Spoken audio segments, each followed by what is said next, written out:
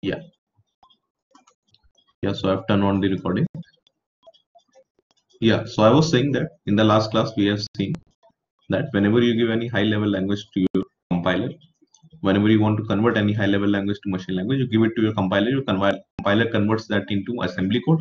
Then assembler converts that into machine code or .exe file, or also you can say that. Now, then we have expanded what is inside this compiler box. So there are 6 phases that are inside this compiler box. First is the lexical analysis phase. Second is the syntax analysis phase. Third is the semantic analysis phase. Then you have intermediate code generation. Then you have code optimization and target code generation. We will see each of them today. Don't have to worry regarding their names. Fine. Then we started with the first phase, that is the lexical analyzer phase, right? So suppose you have one line from your program. Suppose this was the example that I've taken that day, right? Suppose you have a statement like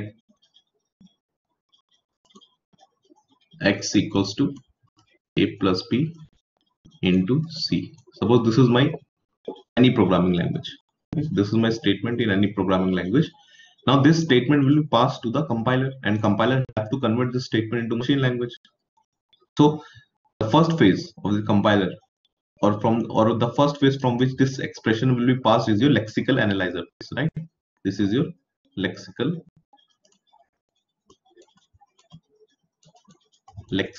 analyzer. So what this lexical analyzer will do is, you tell me what this lexical analyzer will do. We discussed this in the last class.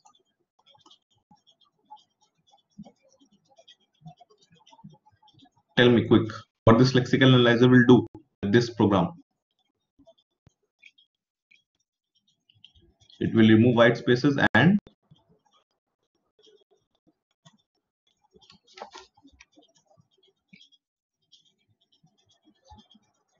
yes, remove white spaces and comments. And the main important thing is identifies, not keyword, should identify tokens, you will say. Okay, all the kind of tokens, keywords, literals, identifiers, punctuators, operators, everything.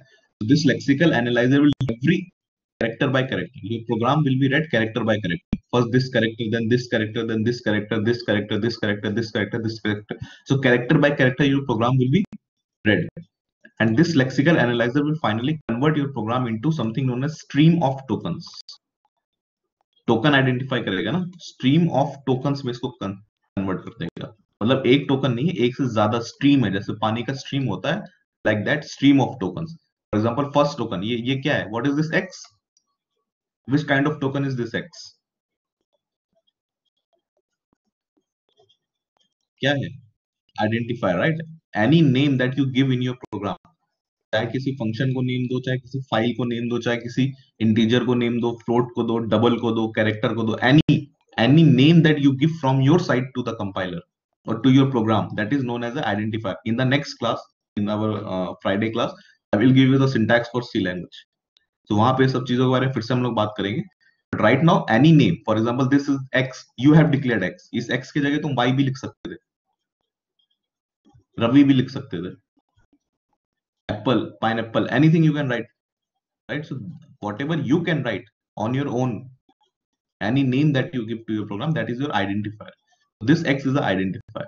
Okay, and what is this equals to?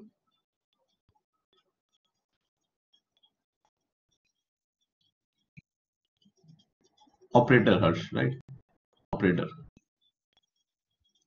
Then this A is again identifier. This plus again operator. This B again identifier.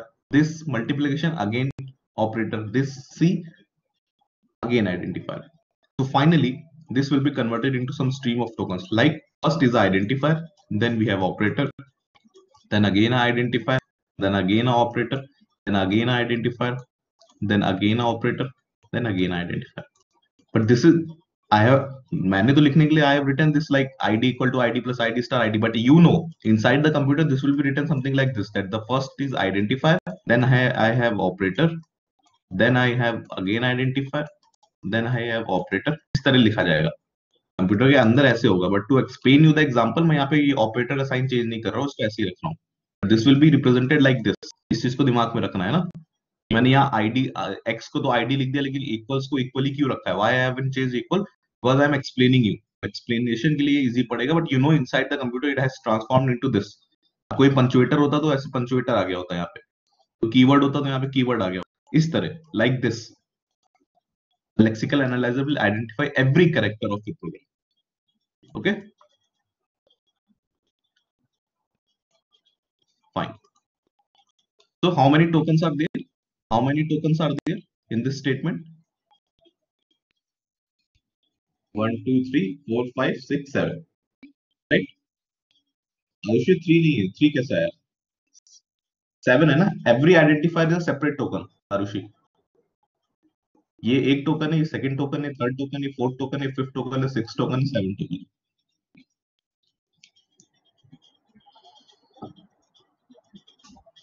Okay, now your lexical analyzer will convert this into stream of tokens, and then it will send this to your second phase of the compiler, that is your syntax analyzer. This stream of tokens will be sent to your second phase of the compiler, that is syntax analyzer. Now syntax analyzer have got input as this. This is the input to the syntax analyzer, right? This is the main part of your computer, syntax analyzer. इसको parser भी बोलते हैं. This is also known as parsers.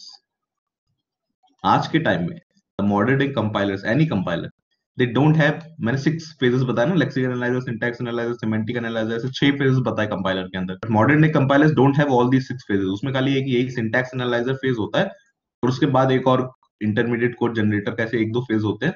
बाकी सारा काम यही करता है syntax analyzer. यही character by character read करेगा.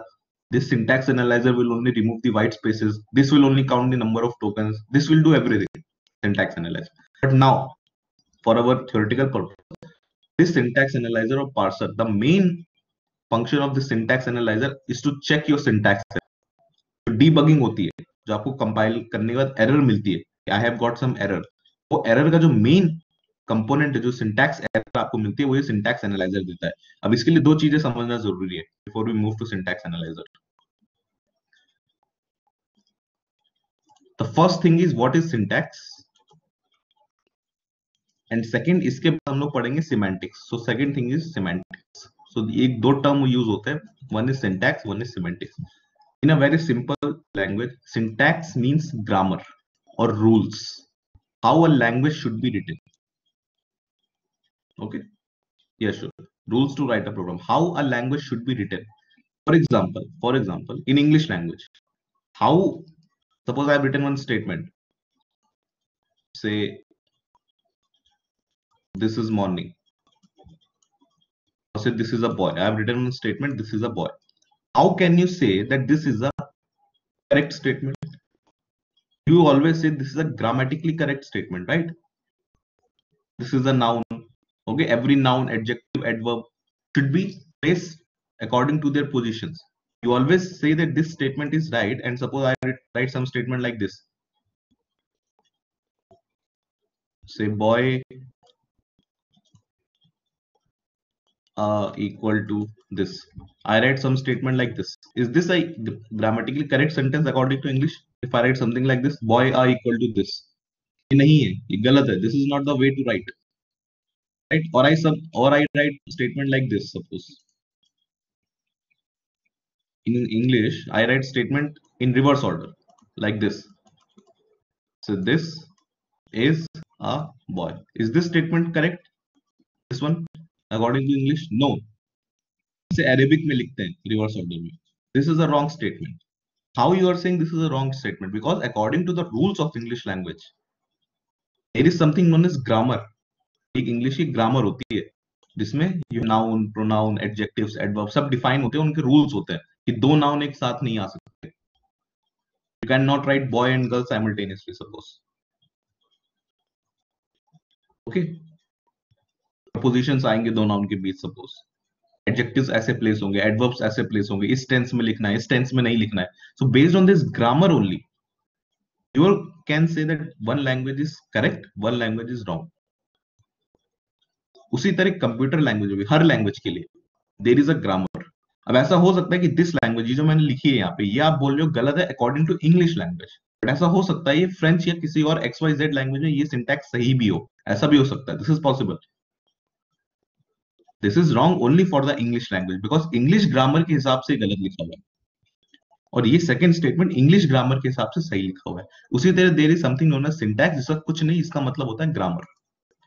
Syntax means grammar, means if I want to say that for a particular language the syntax is correct, for example let's consider C language, let's consider C language in the, अभी बहुत कुछ ऐसी बात नहीं करूंगा syntax वगैरह की, but in the previous class I have told you that suppose you want to store, you want to make a integer a जिसमें 10 वैल्यू स्टोर होगी, so you write it like this। इसका मतलब होता है एक integer create करो computer में जिसका नाम होगा a and you store the value 10 in a, ये मतलब है इस लाइन का, जिसको जो प्रोग्रामिंग बैकग्राउंड से नहीं है, for those I am telling you, this statement means that you created one integer whose name is a, जो मेमोरी में 2 बाइट लेगा, इसके बारे में बाद में बात करेंगे, और उसमें आप 10 स्टोर करा दो, सो a के अंदर 10 आ गया इस लाइन को लिखने से। सपोज सी प्रोग्राम है ये। Now can I right it like this, int a equals to 10, or can I write it like this, int equals to a10, can I write it like this, int equal a10? इनमें से कुछ भी मैं लिख सकता हूं, मैं नहीं लिख सकता हूं, all of these are wrong syntax, इसको टेक्निकल टर्म्स में बोलेंगे these are wrong syntax। लेकिन आपको कैसे पता है रॉन्ग सिंटैक्स है? बिकॉज सी लैंग्वेज के लिए एक ग्रामर पहले से लिखी जा चुकी है, इस ग्रामर के बारे में बात करेंगे आज towards the end of the class. C language के लिए एक ग्रामर पहले से लिखी जा चुकी है। सी लैंग्वेज में हर स्टेटमेंट जो आप लिखते हो, hash include, header file, main, ये सारी स्टेटमेंट को आप इंग्लिश का सेंटेंस समझ लो, और हर एक स्टेटमेंट सही है या नहीं, हाँ वो सिंटैक्स भी रहेगा, ये रहेगा सेमीकोलन सोशल। अब हर एक statement in your C language is just like your English statement. So every statement is correct or not. This hash include you have written correct or not. This main you have written correct or not. This int a equal to 10 you have written correct or not.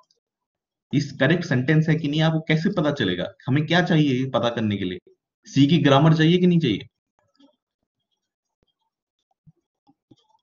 Get the point, हमें grammar चाहिए ना। आप कैसे बोल रहे हो कि ये स्टेटमेंट सही है और ये सारी स्टेटमेंट्स गलत है? आप बोल रहे हो because you should have some grammar, जैसे इंग्लिश की ग्रामर के हिसाब से आप बोलते हो, इंग्लिश के रूल्स के हिसाब से आप बोलते हो। In the same way we have something known as a grammar for every programming language। अब ये हो सकता है, this is possible that suppose I write int a equals to hello, what is the meaning of this hello?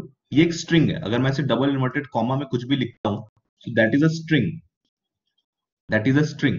और यहां मैं क्या बोल रहा हूं? यहां मैं बोल रहा हूं एक इंटीजर है a, I am telling that a is a integer, उसमें 10 5 4 3 ऐसा कुछ स्टोर होना चाहिए था ना, but I am storing hello, a string here। Get the point, everyone who's not from programming background? I'm writing int a equals to hello, तो int a में 10 या 5 या 6 या 4 ऐसा नंबर आना चाहिए था ना, but I am writing a string. तो हो सकता है ये सी के हिसाब से गलत है, कोई बात नहीं, बट ऐसा भी हो सकता है कि कोई और प्रोग्रामिंग लैंग्वेज एग्जिस्ट करती है जिसके ग्रामर में ये रूल डिफाइन हो कि आप ऐसे लिख सकते हो, दिस इज पॉसिबल। तो एवरीथिंग इज सिंटैक्टिकली रॉन्ग, और you will say this is a wrong syntax for a particular language only. Her language के लिए ग्रामर अलग होती है, just keep that thing in mind. So this is syntax. So now this syntax analyzer has got the input as stream of tokens. The purpose of this syntax analyzer is to check that everything should be in order. Syntax सही होना चाहिए programme का। ये जो id equal to id plus id star id लिखा है, ये ऐसे नहीं होना चाहिए, इसके पास ये इनपुट ऐसे नहीं आना चाहिए। Suppose id star id equals to id, तो गलत है ना। जिसमें स्टोर हो रही है वैल्यू लेफ्ट साइड में होता है पूरे इक्वेशन का, ये पूरे इक्वेशन का आंसर जाएगा लेफ्ट साइड में। अगर आपने इसको ऐसे रिवर्स ऑर्डर में लिख दिया तो this is a wrong syntax, ये सिंटैक्स रॉन्ग है अकॉर्डिंग टू सी लैंग्वेज। तो सिंटैक्स एनालाइजर को यही चीज पता करनी होती है, सिंटैक्स एनालाइज। अब यू टेल मी, क्या खाली ये स्ट्रिंग को लेके सिंटैक्स एनालाइजर पता कर सकता है, इसको कुछ और भी चाहिए इनपुट ये पता करने के लिए कि सही सिंटैक्स है या नहीं? Does the syntax analyser need something else से whether this string is right और नॉट, कि खुद से ही बता देगा कि सही है गलत है। इसे क्या चीज चाहिए, बहुत इंपॉर्टेंट,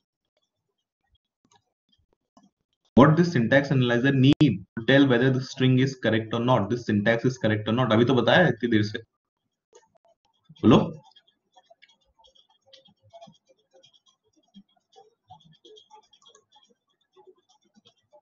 किस बेसिस पे आप बोलते हो कि सिंटैक्स गलत है लैंग्वेज का?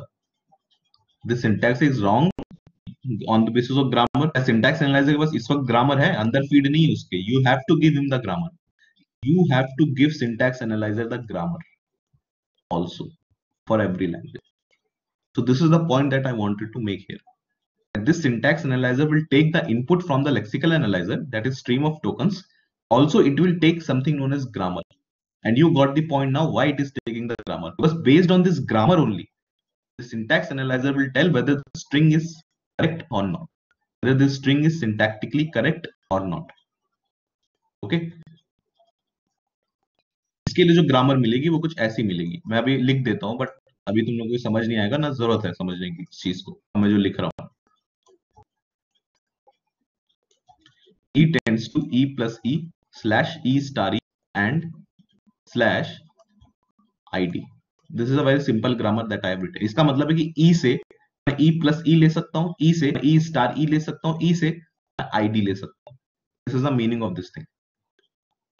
अभी तुम लोग ये चीज समझने की जरूरत नहीं, this what I am writing it. Okay, ये नहीं भी समझ आ रहा है तो इट्स फाइन, ये थर्ड ईयर में पढ़ोगे ये सारी चीजें, but just to explain you how this thing works actually। So this syntax analyzer will take the input of stream of tokens, or whatever the output of lexical analyzer is sent, that will be sent as an input to this syntax analyzer। Also simultaneously the syntax analyzer will take the grammar as the input। based on this grammar syntax analyzer will try to find whether this syntax is correct or not। तो उसके लिए वो क्या करेगा, उसके लिए वो एक ट्री बनाता है जिसको बोलते हैं parse tree. syntax analyzer will create one parse tree। एक लाइन में बस ये समझ लो कि अगर based on this grammar syntax and write this statement, whatever I'm saying you just write in your notes। if based on this grammar syntax analyzer can create the parse tree for this string or this stream of tokens, you will say there is no syntax error in this, it is perfectly fine based on the grammar। if the syntax analyzer can create a parse tree for this stream of tokens, then this is perfectly fine, there is no syntax error in this। समझ गए ये चीज? मतलब syntax analyser एक चीज बनाएगा जिसको बोलते हैं पार्स ट्री। अगर वो पार्स ट्री बना लेगा इसके लिए तो इसमें कोई भी सिंटैक्स एरर नहीं है। अगर वो पार्स ट्री नहीं बना पाएगा इसके लिए तो इसमें सिंटैक्स एरर।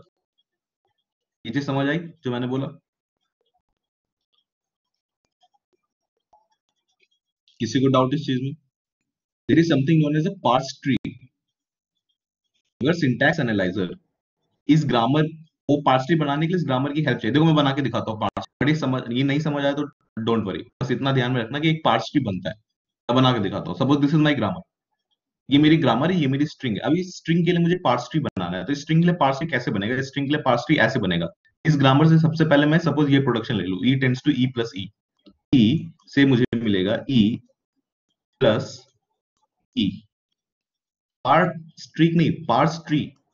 पार्स ट्री पेड़ वाला ट्री, ट्री। अब ये ट्री ऐसा दिखेगा, parse tree. Jatin, parse tree, parsing कर रहे हैं हम लोग, पार्स कर रहे हैं, चेक कर रहे हैं, पार्स ट्री। तो सपोज पहला स्टेटमेंट में ये ले लूं, पहला प्रोडक्शन, इसको प्रोडक्शन बोलते हैं, this is known as a production. E tends to E plus E, इसको मैं ऐसे लिख दूं। फिर सपोज इस ई से मैं, इस ई से मैं लिख दूं ई स्टार ई, ये वाला प्रोडक्शन यूज कर लूं। इस ई से ई स्टार ई लिख दूं। अब इस ई से, ये आईडी का मतलब आइडेंटिफायर है, इस ई से मैं लिख दूं आईडी, इस ई से मैं लिख दूं आईडी। बिल्कुल टेंशन मतलब अगर समझ नहीं आ रहा, तुम्हारे सिलेबस में नहीं है, थर्ड ईयर का सिलेबस है जो मैं पढ़ा रहा हूं अब। इस ई से मैं लिख दूं आईडी, इस ई से मैं लिख दूं आईडी, इस ई से मैं लिख दूं आईडी। क्या अब मुझे ये स्ट्रिंग इस ट्री से मिल रही है? You have to go from top to bottom, left to right, and then read this tree. ऊपर से आओ रीड करना, यहां से रीड करना हो। सबसे पहले क्या मिला? टेल मी, सबसे पहले क्या मिला जब मैं टॉप से बॉटम पे आ रहा हूं? सबसे नीचे क्या है? आईडी। मुझे आईडी मिल गया। बहुत बढ़िया।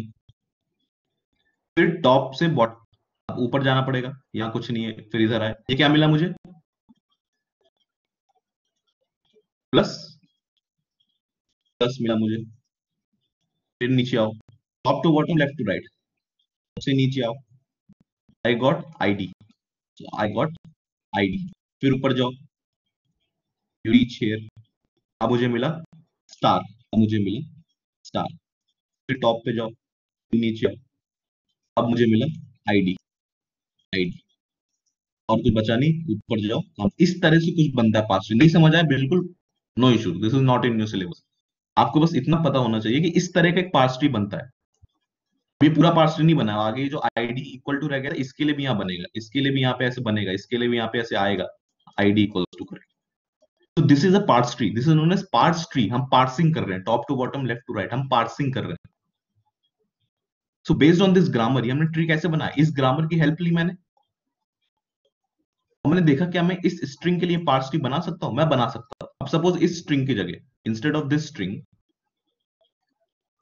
I would have something like, ये जो लेक्सिकल एनालाइजर ने इसको स्ट्रीम ऑफ टोकन दिया है, suppose instead of this string, I would have something like this, से id equals to id divided by id plus id। Suppose मेरे पास ये होता, क्या मैं ये स्ट्रिंग, क्या मैं ये स्ट्रीम ऑफ टोकन्स जो लेक्सिकल एनालाइजर ने दिया है, इस ग्रामर की हेल्प से निकाल सकता हूं? इस ग्रामर में कोई भी डिवाइड का साइन दिख रहा है? दिस इज और, ये डिवाइड का साइन नहीं, दिस इज और है, ये और है, इसका मतलब क्या मुझे इस पूरी ग्रामर में प्लस और मल्टीप्लीकेशन के सिवा कोई डिवाइड का साइन दिख रहा है? तो लॉजिकली मैं ये नहीं ले सकता हूँ इस ग्रामर से, I can not derive this string, yes और नो एवरीवन? यहाँ पे कोई डिवाइड का साइन है ही नहीं, तो डिवाइड आएगा कहां से बीच? इसका मतलब होता कि ये गलत हो जाता, this would have been a syntax error. इस तरह से कंपाइलर एरर जनरेट करता है। ठीक है, अब ये ट्री नहीं समझ आया तो कोई टेंशन की बात नहीं है, this is not in your syllabus, इतना कोई डिटेल में नहीं जाना। Just keep this thing in mind that what ever lexical analyser gives the output, the stream of tokens, that stream of tokens will be sent to a syntax analyzer, and syntax analyzer will take something known as grammar, and based on this grammar the syntax analyzer will try to create one parse tree। अगर parse tree बना लेता है, if the syntax analyzer is successful in creating the parse tree for this string, we will say that this string is syntactically correct, there is no error in this string or this stream of tokens। अगर नहीं बना पाता ये, तो there is a error। किसी को कोई दिक्कत, परेशानी, doubt?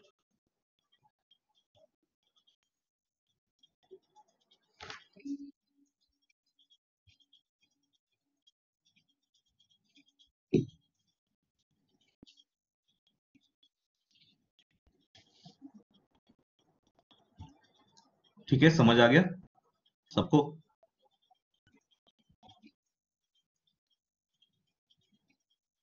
You are taking a notes of this, right, everyone? ये देख लो तो रिकॉर्डिंग फिर से देख के नोट्स ले लेना बाद में। Okay,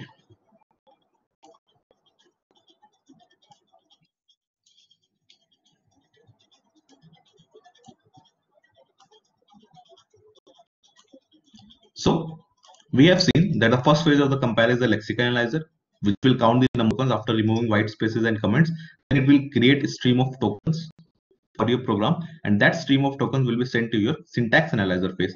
That syntax analyzer phase will take something known as grammar as an input, and based on that grammar the syntax analyzer will try to create one parse tree. If it is successful in creating the parse tree, very good, there is no syntax error. If it is not successful, then there is a syntax error in your program। ऐसे ही compiler errors बताता है, ऐसे ही debugging होती है। ये खाली compiler नहीं, इसके अंदर डीबगर भी है फिट। ये डीबगर जो होता है वो सिंटैक्स एनालाइजर फेज में ही होता है। जो आपको एरर आती है आफ्टर कंपाइलिंग योर प्रोग्राम, सबसे पहले प्रोग्राम रन नहीं करते हो, सीधा कंपाइल करते हो, राइट, ताकि वो मशीन कोड में कन्वर्ट हो जाए। But before converting that into machine code, compiler checks कि कोई एरर तो नहीं है, तो एरर सिंटैक्स एरर ही होती है जो पता करता है। अच्छा, अब इसका मतलब एरर पे मैं बाद में आता हूं। So what is the output of a syntax tree और syntax analyser? What is the output of a syntax analyser now? जैसे लेक्सिकल एनालाइजर ने स्ट्रीम ऑफ टोकन्स भेजा था सिंटैक्स एनालाइजर में, सिंटैक्स एनालाइजर का आउटपुट क्या है? Output is a parse tree. नहीं, स्ट्रीम ऑफ टोकन्स नहीं है, output is a parse tree. Shubh, अब चेंज हो गया ना, पार्स ट्री बनाया syntax analyser. Syntax analyzer created one parse tree, ऐसे ऐसे कुछ करके पार्स ट्री बनाया है, one parse tree created, right. Now if the syntax analyzer is successful in creating this parse tree, तो अब वो इस पार्स ट्री को आगे भेजेगा, अपना काम कर देंगे लोग, और जो काम कर दिया है उसको आगे भेजेंगे। तो सिंटैक्स एनालाइजर अभी पार्स ट्री आगे भेजेगा। The next phase is the semantic analyser. The next phase of your compile semantic analyzer. Now comes the second term, that is semantic. What is the meaning of semantic? Semantic means meaning of vocabulary in your grammar. Write it down in your copy. Semantic means meaning of vocabulary in your grammar. For example, suppose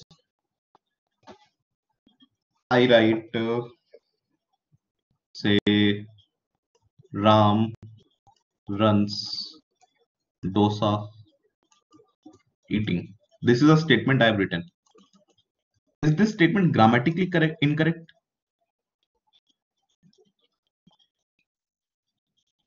मैंने noun लिखा है, noun के बाद verb लिखा है, फिर noun लिखा है, so everything is fit at its place. Grammatically correct नहीं है ये सेंटेंस, इसमें ग्रामेटिकल मिस्टेक्स नहीं है, नाउन एडवर्ब एडजेक्टिव, बट क्या इस सेंटेंस का मतलब निकलता है?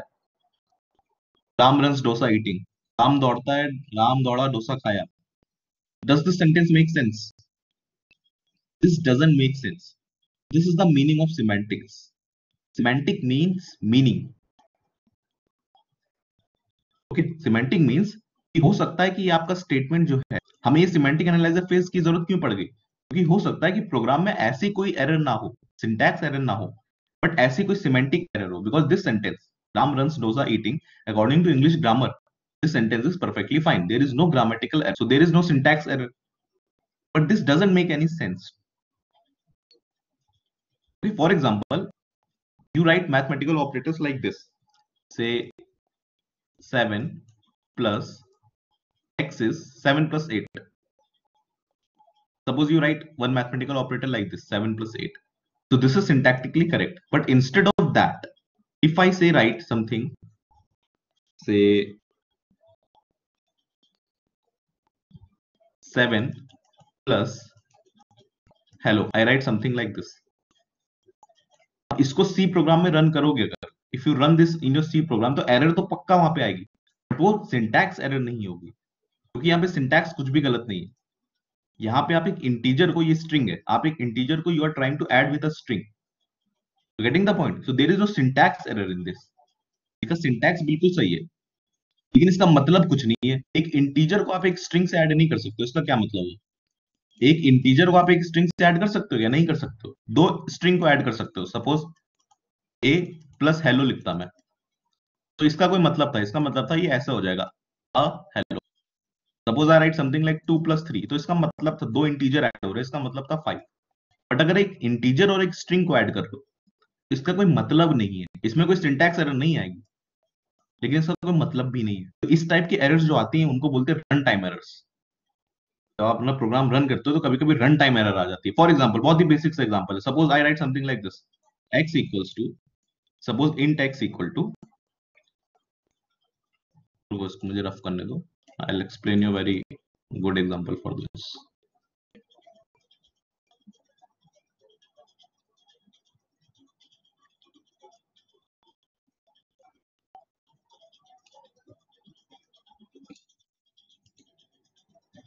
नो नो, ग्रामर तो सिंटैक्स है ना, इसके पहले वाला ग्रामर है, सिंटैक्स एनालिसिस ग्रामर है। नहीं खुशी, ऑपरेशन वैलिड है या नहीं तो सिंटैक्स एनालाइजर ही चेक करता है। अभी तक सिंटैक्स एनालाइजर में क्या पढ़ा? सिंटैक्स का मतलब ही ग्रामर है, सिंटैक्स का मतलब ही ग्रामर है। Semantics is not logic also, semantics is meaning. Semantics is not logic also. Semantic का सिंपल सा मतलब है मीनिंग। बहुत देर, देखो सिंपल एग्जांपल अभी मैं बताता हूँ। Suppose I want to add two numbers, suppose I want to divide two numbers, तो मैं इसको प्रोग्रामिंग लैंग्वेज में ऐसा लिख सकता हूँ, सपोज फ्लोट, क्योंकि डिवाइड करने के बाद हो सकता है मुझे, फ्लोट किस लिए होता है? फ्लोट होता है डेसिमल नंबर स्टोर करने के। सपोज मैं दो नंबर को डिवाइड कर रहा हूँ, और डिवाइड करने के बाद मुझे उसको एक नंबर एक्स में स्टोर करना है। मैं दो नंबर्स को डिवाइड करूंगा, सपोज 4/3 करूंगा, I want to divide 4/3, so I will write it like this, programming language. Float x equal to 4/3, ऐसे लिखूंगा एवरीवन। जो भी इसका आंसर आएगा 1.3 करके, वो वन। ये मैंने फ्लोट क्यों लिखा है? फ्लोट का मतलब होता है कि x जो है वो that is not a integer right now, x is a decimal number, that is I have written float here. So after dividing 4 by 3, the answer will be 1.3 something. So that 1.3 will be stored in x. ये मतलब है perfectly fine everyone. बहुत बढ़िया। इसकी जगह अगर मैं ये लिख दूं float x 4 divided by 3 equals to semicolon, तो ये क्या है? मैंने प्रोग्रामिंग लैंग्वेज का सिंटैक्स गलत लिख दिया, मैंने स्ट्रक्चर गलत लिख दिया। सिंटैक्स का मतलब होता है ग्रामर, मैंने अकॉर्डिंग टू द ग्रामर इसको गलत लिखा है। ये 4/3 इक्वल टू के उधर होना चाहिए था। This is syntax. Syntax means way of writing. हर एक सिंटैक्स क्या होना चाहिए लैंग्वेज में। फॉर एग्जाम्पल दिस सेमीकोलन, अगर इस सेमीकोलन में यहाँ पे पुट नहीं करूं, सो that is a syntax error, because this programming language says कि जब भी कोई स्टेटमेंट लिखो उसके बाद में सेमीकोलन लगाना पड़ेगा। That is syntax, that is grammar, that is rules. Noun के बाद एडवर्ब आना चाहिए कि एडजेक्टिव आना चाहिए इंग्लिश में, दैट इज रूल्स। ये होता है सिंटैक्स। अब इसकी जगह अगर मैं स्टेटमेंट ये लिख दूं float x equals to 4 divided by 0 semicolon, क्या यहाँ पे कोई सिंटैक्स एरर है? क्या मैंने लैंग्वेज का कोई स्ट्रक्चर खराब किया है? क्या यहाँ पे कोई सिंटैक्स एरर है? नहीं है syntax error, there is no syntax error, everything is perfectly fine. इस तरह डेटा टाइप लिखते हैं, इस तरह नाम लिखते हैं, फिर इक्वल टू लगाते हैं, फिर एक्सप्रेशन लिखते हैं, जो भी करना होता है। This is perfectly fine, there is no syntax error in this. But जब इसको रन करोगे, अभी इस चीज को रन करके देखना, 0 से डिवाइड करने का कोई मतलब है क्या? इस पे आती है रन टाइम एरर, मतलब सिमेंटिक एरर आती है। This is a perfect example of semantic error. इस लाइन में कोई मतलब नहीं है। जब लाइन या चीजों का मतलब नहीं निकलता उसको बोलते हैं सिमेंटिक एरर, मतलब मीनिंग। जब नेक्स्ट मॉड्यूल में मैं एक चीज पढ़ाऊंगा टाइप कन्वर्जन, उसमें भी I will explain you this thing. एक चीज होती है type conversion. For example suppose I have one number as float, one number I have stored as float x equal to 10.2. Another number I have float y equal to 5.3. ये दो numbers मैंने ऐसे ले लिए। Now I want to add these two numbers. You tell me logically, अगर मैं इन दोनों number को ऐड करूंगा, ऐड करके किसी नंबर z में भेजना है, तो z का डेटा टाइप में क्या रखूं? इंटीजर या फ्लोट? फ्लोट रखोगे ऑब्वियसली, क्योंकि दो डेसिमल नंबर को ऐड कर रहे हो।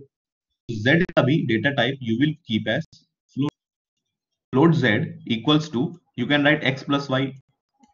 तो इसमें क्या होगा? 10.2 प्लस 5.3, जो भी आंसर होगा वो स्टोर हो जाएगा फ्लोट में। Instead of this float, if I right int z, क्या यहाँ पे कोई सिंटैक्स एरर आएगी? क्या मैंने सिंटैक्स गलत लिखा है कुछ? क्या मैंने कोई इक्वल टू मिस कर दिया? क्या मैंने कोई सेमीकोलन में, सेमीकोलन है यहाँ पे सपोज कर लो, क्या यहाँ पे कोई सिंटैक्स एरर है? नहीं, कोई सिंटैक्स एरर नहीं है। But does this make sense? दो डेसिमल नंबर को ऐड करके एक इंटीजर में स्टोर करो, तो this is a semantic error, this is a semantic error. Got the point everyone? Difference between syntax and semantic. So syntax is your grammar. Syntax बोलता है कि फ्लोट लिख के x लिखो इक्वल टू, फिर लिखो, फिर नंबर लिखो, फिर सेमीकोलन पुट करो। लैंग्वेज का सिंटैक्स सही होना चाहिए, the syntax for the language should be correct, it should be according to the grammar of that language. Semantic बोलता है कि चलो बहुत बढ़िया, आपने सब कुछ सही लिखा है लाइक दिस स्टेटमेंट, बट क्या इसका कोई मतलब है?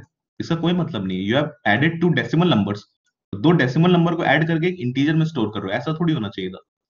This is the meaning of semantic. इसको टाइप कन्वर्जन बोलते हैं, इसको हम लोग अगले उसमें पढ़ेंगे मॉड्यूल में। Okay, suppose you are dividing any number by 0, तो कोई सिंटैक्स एरर नहीं है यहाँ पे, there is no syntax error, you have written everything perfectly fine. लिखने का तरीका है सिंटैक्स, सिंटैक्स रूल्स, लिखने का तरीका। लेकिन वो लिखने के बाद अगर उसका कोई मतलब ना निकले, that is a semantic error. किसी को कोई दिक्कत परेशानी? Any doubts anyone?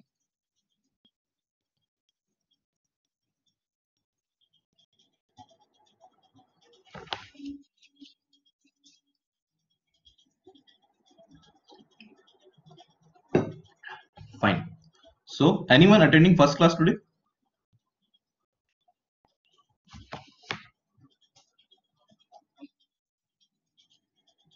So you have watched Khyati earlier 4 videos.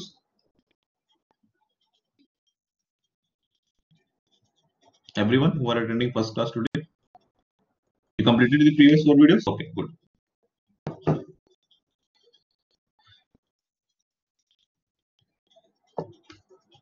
Okay, देख लेना उसको Khyati, ठीक है?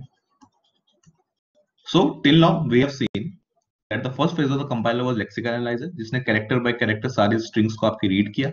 After reading, it converted it into stream of tokens. That stream of tokens is sent as an input to the syntax analyzer. Syntax analyzer will take something as known as grammar as the input. Based on that grammar, the syntax analyzer will try to create a parse tree for that stream of tokens. If syntax analyzer is successful in creating this parse tree, we will say there is no syntax error and we will send this parse tree to the next phase, that is semantic analyzer. क्यों भेजना पड़ा semantic analyzer को? क्या करेगा semantic analyzer? कुछ सोच के बताओ. सिंटैक्स एरर तो चेक कर ली यहाँ पे, अब क्या बच गया चेक करना? सिमेंटिक एरर का मीनिंग सही है? आपने 4 को 0 से तो डिवाइड नहीं कर दिया कहीं आपके प्रोग्राम में? क्या आपने 2 डेसिमल नंबर को ऐड करके एक इंटीजर में तो स्टोर नहीं कर दिया है? दीज काइंड ऑफ एरर्स और सिमेंटिक, लॉजिकली नहीं, देखो खुशी, लॉजिकली वर्ड यूज नहीं करना है. लॉजिक का मतलब मैं बताता हूँ क्या होता है. कंप्यूटर साइंस में लॉजिक का मतलब होता है, सपोज आपको अपने प्रोग्राम में 2 नंबर्स को करना, but instead of adding 2 numbers आपने प्रोग्राम में इन दोनों नंबर को सब्ट्रैक्ट कर दिया. क्या ये कंप्यूटर की गलती है? क्या ये सिंटैक्स एरर है? फर्स्ट नहीं है. क्या ये सिमेंटिक एरर है? क्या इस चीज का मतलब गलत है? 2 - 3 का मतलब गलत है? मतलब तो गलत नहीं है ना. 2 - 3 तो सही चीज है, आंसर आएगा इसका सही. क्या सिमेंटिक एरर है? सिमेंटिक एरर भी नहीं है. This is a logical error. That is why I am saying don't use the word logic, क्योंकि उसका मतलब ही अलग है कंप्यूटर साइंस में. लॉजिक का मतलब है लॉजिकल एरर. लॉजिकल एरर का मतलब है आपको करना तो था 2 + 3, बट आपने अपनी गलती की वजह से इसको 2 - 3 किया. इसमें कंप्यूटर के ना ही कोई सिंटैक्स एरर है, ना ही इसमें कोई सिमेंटिक एरर. ये आपकी गलती है कि आपने ऐड करने की जगह सब्ट्रैक्ट कर दिया. So this is known as logical error. That is why I am saying don't use the word logic या लॉजिकल एरर, क्योंकि एग्जाम में मैं आपसे यही पूछूं कि कंपाइलर कौन कौन से टाइप की एरर्स दे सकता है. सिंटैक्स एरर दे सकता है, सिमेंटिक एरर दे सकता है, लॉजिकल एरर दे सकता है. या your mistake will be termed as logical error. Logic गलत कर रहे हो ना, तो प्रोग्राम लिखने का लॉजिक गलत कर रहे हो. सपोज आपको एक प्रोग्राम लिखना था जिसमें आपको नंबर्स को मल्टीप्लाई करना था, आपने मल्टीप्लाई करने की जगह डिवाइड कर दिया. भाई ये तो आपकी गलती है ना कि आपने डिवाइड किया. This is your logical error. This is not computers, this is not error from the computer side. तो यहाँ पे कोई सिंटैक्स एरर भी नहीं आएगी. ये इस एरर को कंपाइलर पकड़ ही नहीं पाएगा. सिंपल सी बात है ना. अगर मल्टीप्लाई करने की जगह आपने डिवाइड किया तो आपकी गलती है. कंपाइलर थोड़ी आपको बता पाएगा कि नहीं आपको मल्टीप्लाई करना था, डिवाइड नहीं. Getting the point? Compiler doesn't reads logical error. This is the same question I will ask you in the exam. Tell me the type of errors compiler can detect. Syntax error, semantic error, logical error. Answer will be syntax and semantic error. Got the point, everyone?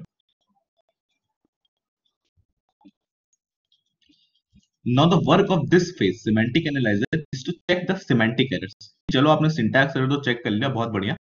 अब please check whether there is some semantic error or not. क्या आपने कहीं 0 से तो divide नहीं कर दिया? क्या आपने 2 डेसिमल नंबर को ऐड करके इंटीजर में तो स्टोर नहीं कर दिया? इस तरह की जो सिमेंटिक इश्यूज है, प्लीज चेक दो सिमेंटिक इश्यूज. तो सिमेंटिक एनालाइजर भी एक पार्स ट्री ही क्रिएट करेगा. इसी पार्स ट्री को यूज करके एक नया पार्स ट्री क्रिएट करेगा जिसको बोलेंगे सिमेंटिकली वेरीफाइड पार्स ट्री. वो भी ऐसा ही कुछ दिखेगा.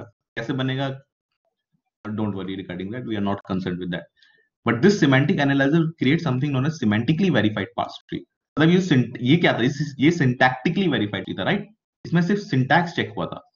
अब इस सिंटैक्स के साथ साथ एक नया पार्स ट्री यहां बनेगा जिसको बोलेंगे सिमेंटिकली वेरीफाइड पार्स ट्री. मतलब हर चीज का मतलब अब सही है कि नहीं. यहां से भी जो आउटपुट होगा वो क्या होगा? एक पार्स ट्री ही होगा. यहां से भी आउटपुट एक पार्स ट्री ही होगा. अगर इस सिमेंटिक एनालाइजर को ग्रामर चाहिए कि नहीं चाहिए? Tell me, does the semantic analyser need grammar ये पार्स ट्री बनाने के लिए?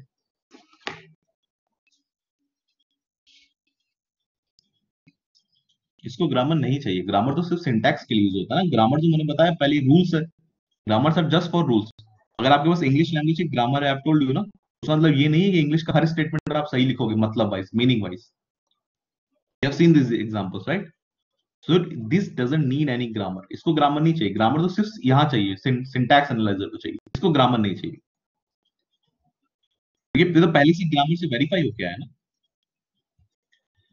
I typed an equation 4 into 5, but then later on, after few other commands, I typed 4 by 5 with a mistake. So it will termed as logical with the system. नहीं, system को कैसे पता चलेगा? Suppose आपने 4 by 5 को store किया है x में, 4 by 5 आपने x में स्टोर किया है। सपोज अगेन कुछ स्टेटमेंट लिखने के बाद आपने फिर से x में ही स्टोर किया 4 by 5, सपोज ऐसा भी आपने किया, तो पहले x में क्या स्टोर था? पहले x में 20 स्टोर था, अभी था। जब आपने 4 by 5 किया तो 20 ओवरराइट हो जाएगा, 20 ओवरराइट हो जाएगा जो पहले था, नया आंसर स्टोर हो जाएगा एक्स में। कंप्यूटर को पता नहीं चलेगा, कुछ भी पता नहीं चलेगा ये सब। कंप्यूटर को सिर्फ तब पता चलेगा जब या तो आप सिंटैक्स एरर लिखो, for example hash include math dot H लिखना है आपको, आप हैश हटा दो, यहाँ से हैश मत लिखो, सिर्फ इंक्लूड लिखो, तो दिस इज अ एरर ना, सी लैंग्वेज के हिसाब से गलत सिंटैक्स है, आपको यहाँ पे हैश लिखना था, मैथ डॉट एच लिखना है, suppose header file math dot H, suppose आप सिर्फ मैथ लिख के छोड़ दो, तो दिस इज सिंटैक्स एरर, आपको डॉट एच लिखना था यहाँ, जो चीज कंपलसरी आपको लिखनी ही है वो है सिंटैक्स एरर। सिमेंटिक एरर क्या है? जीरो से डिवाइड कर दिया, दो डेसिमल नंबर को स्टोर कर दिया, मल्टीप्लाई करके एक इंटीजर में स्टोर कर दिया, टाइप कन्वर्जन गलत कर दिया, टाइप कन्वर्जन नेक्स्ट मॉड्यूल में देखेंगे हम लोग। ये सिमेंटिक एरर है। सिमेंटिक एरर बहुत ज्यादा नहीं आती है प्रोग्राम में, क्योंकि हर हर प्रोग्राम में थोड़ी तुम जीरो से डिवाइड करने बैठे हो, राइट। सिंटैक्स एरर बहुत ज्यादा आएगी प्रोग्राम में, सिंटैक्स एरर बहुत ज्यादा, लेकिन सिमेंटिक एरर इतनी ज्यादा नहीं आती है, they are hardly there. Logical error आएगी भी तो आपको कंपाइलर बता नहीं पाएगा कभी भी, लॉजिकल एरर आपकी मतलब आपकी जिम्मेदारी है सही करने की, ठीक है। सपोज आपको लिफ्ट को ऊपर ले जाने का एक प्रोग्राम लिखना था, wanted to write a program that should take any lift upwards, ऊपर ले जानी थी, आपने उसकी जगह उसको नीचे ले जाने का प्रोग्राम लिख दिया, क्या कंप्यूटर बता पाएगा आपको? ये कंप्यूटर के हिसाब से तो सही है ना, आपने नीचे जाने का प्रोग्राम लिखा हुआ है, इट इज परफेक्टली फाइन, कोई सिंटैक्स एरर नहीं, कोई सिमेंटिक एरर नहीं, but there is a logical error, आपका लॉजिक गलत है जो आपने यूज किया है। Why logical error? Because in the first class I have told you why you are reading this computer science subject or anything inside this computer science subject. You have to solve a problem. I have told you this in the first class. You have to solve a problem. अब उस problem को solve करने के लिए अगर आपने logic ही गलत use किया तो that is a logical error. अब इसकी और भी टेक्निकल डेफिनेशन भी होती हैं लॉजिकल एरर वगैरह की, वो अपने हायर क्लासेस में पढ़ोगे, अभी के लिए इतना ही बहुत है, ठीक है। So now this semantic analyser will create something known as semantically verified parse tree, semantically verified parse tree. तो ये अगली स्टेज को क्या आउटपुट भेजेगा? ये सिमेंटिकली पार्स ट्री भेजेगा या ऊपर वाला भेजेगा, syntactically verified parse tree?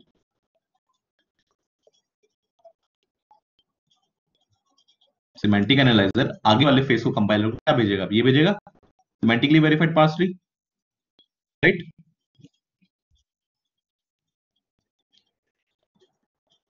So now this compiler will send, साथ हम लोग सिमेंटिक एनालाइजर ना, semantic analyser. So this semantic analyzer will now send your semantically verified parse tree, semantically verified parse tree to the next phase of the compiler, and this is known as intermediate code generation. Intermediate code generation. अब इसमें बहुत से type होते हैं, इसमें 3 address code होता है, quadruple होता है, ट्रिपल होते हैं, इसमें भी सिंटैक्स ट्रीज होते हैं, बहुत सी इसमें चीजें होती हैं, आपको ये सब कुछ नहीं पढ़ना है, आपको बस पता होना चाहिए what is this intermediate code generation. तो अब क्या होगा, फाइनली कर क्या रहे हो? You are trying to convert high level program into assembly code और मशीन कोड।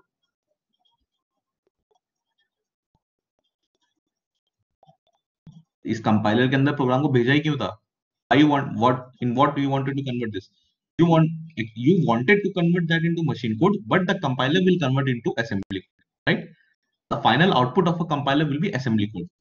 तो फाइनली अब ये देखो, हमारे जो स्ट्रिंग था id equal to id plus id star id, अब ये एक सिमेंटिकली वेरीफाइड पार्स ट्री है ना, यही पहले सबसे पहले स्ट्रीम ऑफ टोकन्स आगे बढ़ा, सिंटैक्टिकली वेरीफाइड पार्स ट्री आगे बढ़ा, अभी सिमेंटिकली वेरीफाइड पास ट्री इस इंटरमीडिएट कोड जनरेशन के पास आया, तो जैसे जैसे कंपाइलर के फेजेस से गुजरते हुए जा रहे हो, final output should be a assembly code, right? So now the work of this intermediate code generation is, इसका मतलब इंटरमीडिएट क्यों होता है मैं बताऊंगा, मतलब नेम इज कोड जनरेशन, मतलब अब तुम कोड जनरेट करो।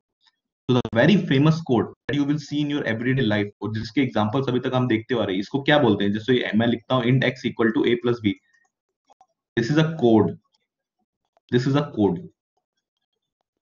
The very famous code is a three address code. अब ये कुछ ऐसा दिखेगा, मेरी स्ट्रिंग क्या थी original? id equals to id plus id star id, right? या फिर इसको और ओरिजिनल फॉर्म में लिख लो, ओरिजिनल फॉर्म में क्या था ये? x equals to a plus B into C, यही था everyone. This was my original string, x equal to a plus B star C, जो सबसे पहले इस फॉर्म में कन्वर्ट हुआ, id equal to id plus id star id, फिर इसका सिंटैक्स ट्री बना, इसका सिमेंटिक ट्री बना, वो सिमेंटिक ट्री यहाँ पे इनपुट आया। Now what this intermediate code generation generator will do, ये इसको कुछ, इस जो मेरा एक्सप्रेशन था इसको कुछ ऐसा कन्वर्ट कर दे, एक थ्री एड्रेस कोड में कन्वर्ट कर देगा। What is the meaning of three address code is कि हर लाइन में सिर्फ तीन ही एड्रेसेस होंगे। अब तीन एड्रेस का मतलब क्या है? सपोज ये स्टेटमेंट ले लो, x equal to a plus B into C, अब ये इसको कुछ ऐसा लिख देगा, से t1 इक्वल्स टू, अच्छा पहले ये बताओ a plus B into C है, तो पहले b इंटू सी होगा या a प्लस बी होगा? First you will calculate b into C और you will calculate a plus B.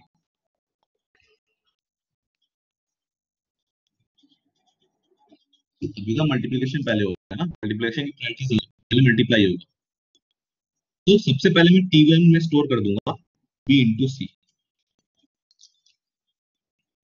फिर मैं एक नया वेरिएबल लूंगा, नया एड्रेस भी बोल, उसको कुछ भी बोल दो, एक नया वेरिएबल या नया एड्रेस लूंगा, उसमें मैं स्टोर करूंगा a प्लस, मुझे करना क्या है, a plus B into C. अब ये बी इंटू सी की वैल्यू किसमें पड़ी हुई है? बी इंटू सी की वैल्यू t1 में पड़ी हुई है, तो मैं a में सीधे लिख सकता हूँ a plus t1 everyone. Can I right it like this? सबसे पहले b इंटू सी को एक वेरिएबल t1 में स्टोर कर लो, फिर नया वेरिएबल बनाओ t2, इसमें मैं a प्लस t1 लिख दूं सीधे। तो फाइनल आंसर किस में मेरा, फाइनल आंसर किस वेरिएबल में है मेरा?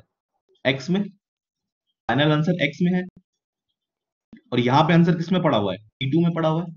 Hair I have my answer in T two. So इस t2 को मैं x में मूव कर दूं। हमेशा कंप्यूटर साइंस में याद रखो, जो भी राइट साइड में लिखा है उसकी वैल्यू उठ के लेफ्ट साइड में आएगी, इन एवरी प्रोग्रामिंग लैंग्वेज। जो भी राइट साइड में लिखा हुआ है उसकी वैल्यू उठ के लेफ्ट में आएगी। सो b इंटू सी उठ के t1 में आएगा, a प्लस t1 का जो भी आंसर होगा वो उठ के t2 में आएगा, जो भी आंसर t2 का होगा वो उठ के x में आएगा। अब ये मुझे ऐसा क्यों करना पड़ा? क्योंकि इसका नाम है थ्री एड्रेस कोड, मतलब हर लाइन में सिर्फ तीन ही वेरिएबल्स लिख सकते हो या तीन ही एड्रेस लिख सकते हो। पहली लाइन में कितने वेरिएबल है? t1 b और c, तीन है ना? दूसरी लाइन में कितने वेरिएबल? वन टू थ्री, फिर से तीन, एट मोस्ट थ्री, तीन से कम लिख सकते हो बट तीन से ज्यादा नहीं लिख सकते। थर्ड लाइन यहाँ पे कितने, यहाँ पे कितने एड्रेसेस हैं? How many addresses are there in this line? Two, one और two. This is known as three address code and this is a very common representation that is generally followed. तो ये जो सिमेंटिकली वेरीफाइड पार्स ट्री आया था, ये जो semantically verified parse tree आया था, तो this intermediate code generator, that intermediate code generator can convert it into any of the types, but the most famous type is three address code, जो कि कुछ ऐसा दिखता है। मुझे ऐसा क्यों एक टी वन वेरिएबल बनाना पड़ा, फिर उसे बी इंटू सी रखना पड़ा? क्योंकि एक लाइन में मैं सिर्फ तीन ही वेरिएबल रख सकता हूँ। अगर मेरे पास बहुत लंबी चौड़ी इक्वेशन है तो मुझे ऐसे इक्वेशन को छोटे छोटे पार्ट्स में डिवाइड करना पड़ेगा। फर्स्ट मुझे मल्टीप्लाई करना है तो मल्टीप्लाई करके एक वेरिएबल में रख, फिर मुझे ऐड करना है तो उसी वेरिएबल को यूज कर लो, इस तरह से आगे बढ़ना है। This is how to write three address code. अब ये वैसे लिखते हैं इसको ऐसे ही, इसमें कोई रॉकेट साइंस नहीं है, इसको लिखते हैं ऐसे ही है, इससे ज्यादा डिटेल में आपको नहीं पढ़ना है, what ever I am telling you, इतना बहुत है फर्स्ट ईयर के लिए। Got the point? अब एक बहुत ही इंपॉर्टेंट पॉइंट, या it can be less than three. अब देखो ना, ये जो थ्री से कम है ना, x equal to at most three, मतलब हो सकता है एक लाइन में जीरो हो, एक लाइन में सिर्फ एक वेरिएबल तो हो नहीं सकता, दो वेरिएबल मिनिमम, x और t2। You have your class at 10 everyone?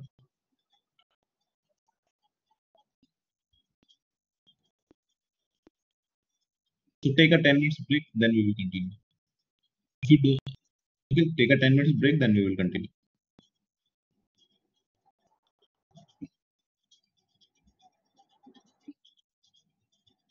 जो हाथ मुंह धो के आ जाओ, इसके बाद इस टॉपिक को आज खत्म कर देंगे, because I will give you one assignment based on this topic today. ये थोड़ा सा ही बचा है बस। आफ्टर दैट चलो 10 मिनट का ब्रेक ले लो, देन कम।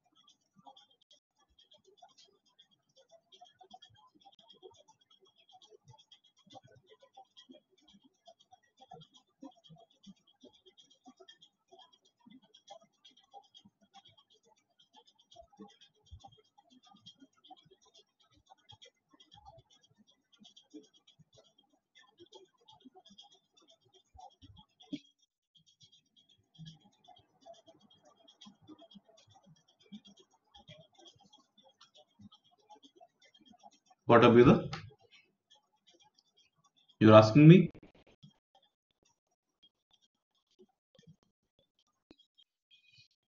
प्रोजेक्टेड सेमेस्टर कोर्स मींस जो पढ़ा रहा हूँ वही है सब कोर्स आपका, और क्या?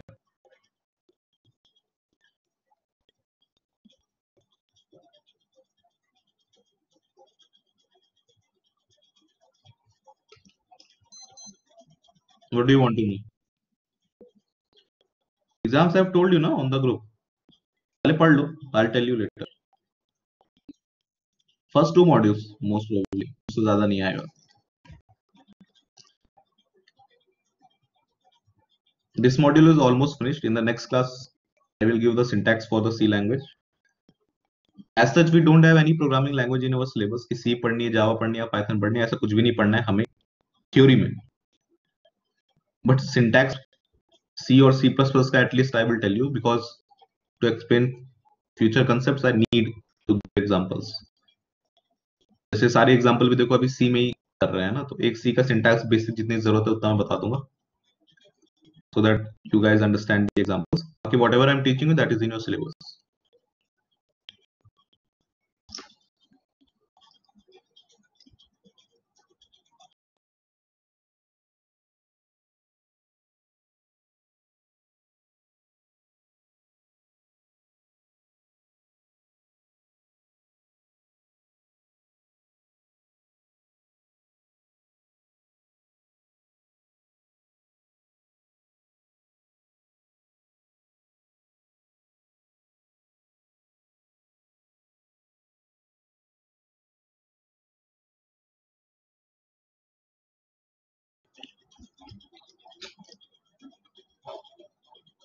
अभी तो एक्चुअली फर्स्ट एक लेवल डिसाइड नहीं है ना?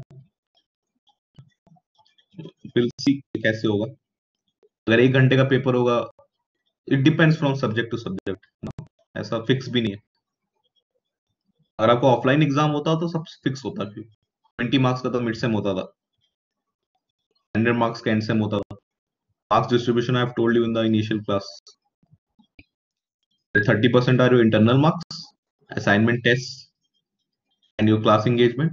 20% are your mid semester marks and 60% are your end semester marks. अभी फिक्स नहीं है कुछ ऑनलाइन एग्जाम्स में कैसे होगा, जो भी होगा आपको पता चल जाएगा विद टाइम।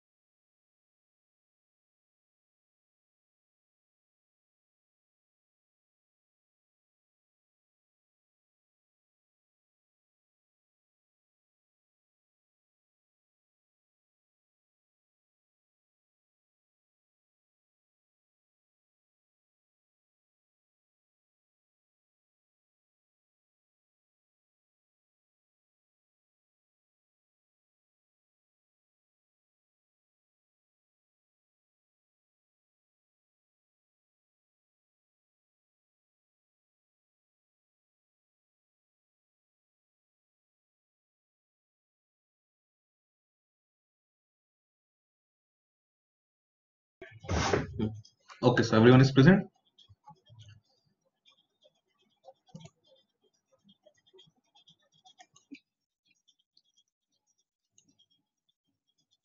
Okay.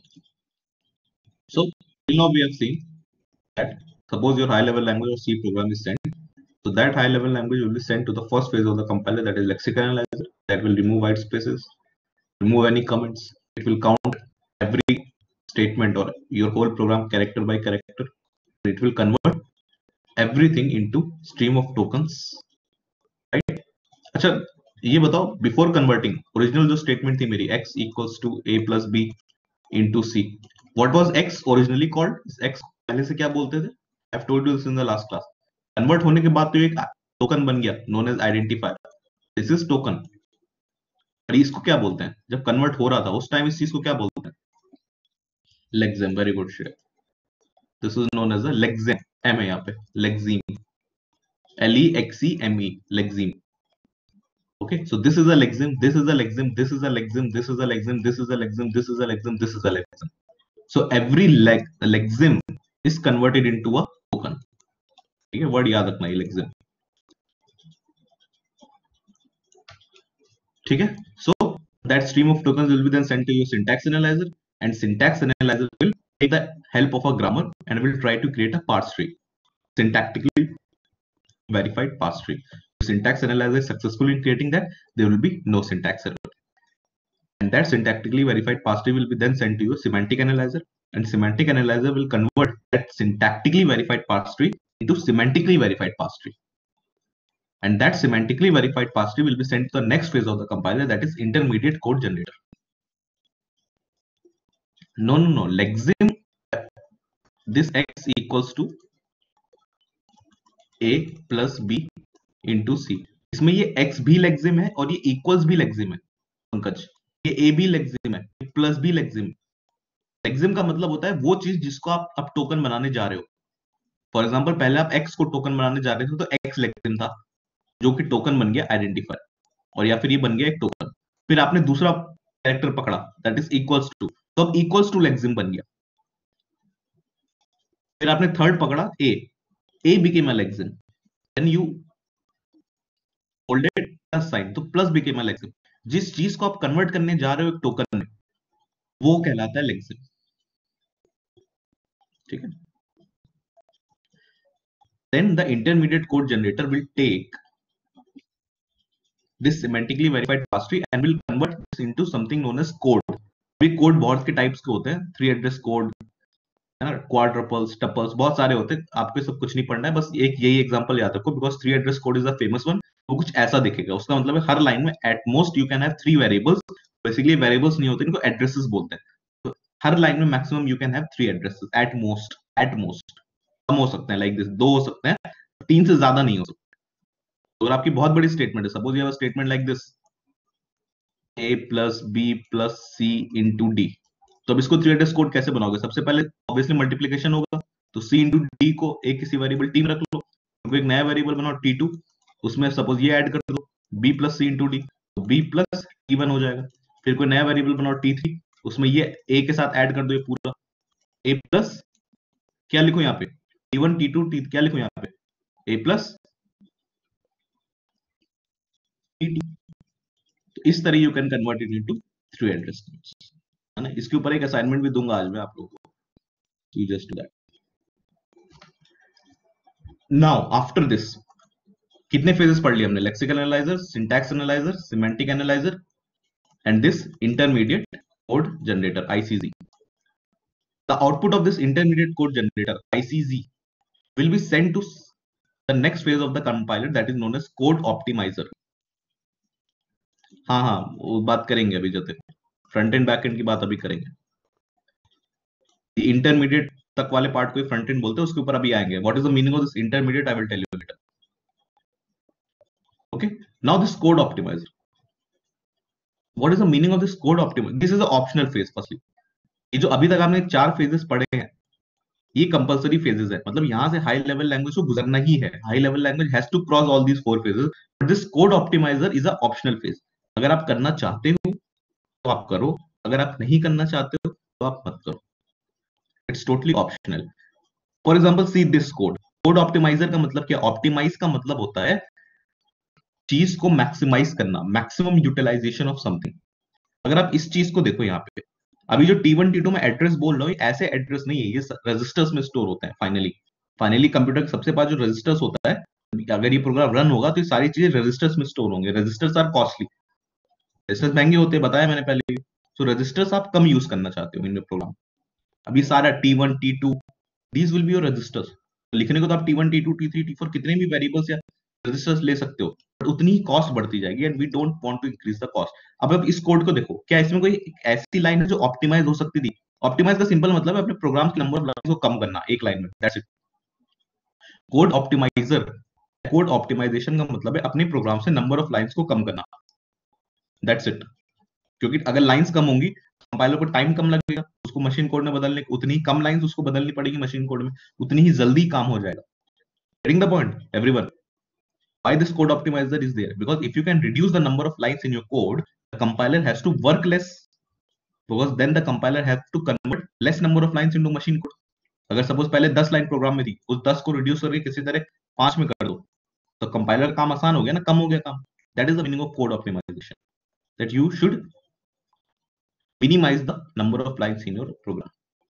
अब अगर इस प्रोग्राम को ध्यान से देखो, क्या ये लास्ट वाली लाइन का कोई, क्या कुछ कर सकते हैं इस प्रोग्राम में? एक्स, फाइनल आंसर हमारा एक्स में था, our equation was x equals to a plus b into c।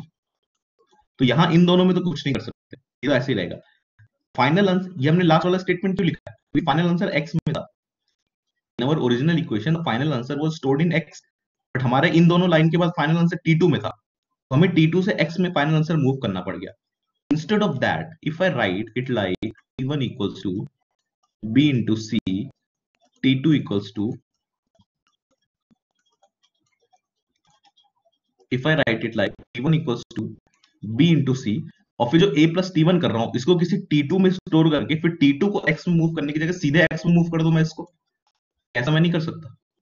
Instead of using again a resistor और एड्रेस T2 और उसमें a plus T1 को स्टोर करना, फिर वहां से T2 को x में मूव करना, इन दोनों चीजों की जगह क्या मैं इसको ऐसे नहीं लिख सकता हूँ? क्या मैं इसको और ऑप्टिमाइज नहीं कर सकता? मैं कर सकता हूँ। This is the work of code optimisation. इसीलिए ऑप्शनल है, क्योंकि हर बार ये चीज पॉसिबल नहीं है, हर प्रोग्राम को आप ऑप्टिमाइज नहीं कर सकते। Because the main thing that you have to keep in mind while optimising your program is, program का मतलब चेंज नहीं होना चाहिए। अगर originally it was calculating a plus b into c, optimise करने के बाद भी it should calculate a plus b into c ही ओनली, मीनिंग चेंज नहीं होना चाहिए। For example this last line, this I can remove like this is the work of code optimiser. Got point everyone?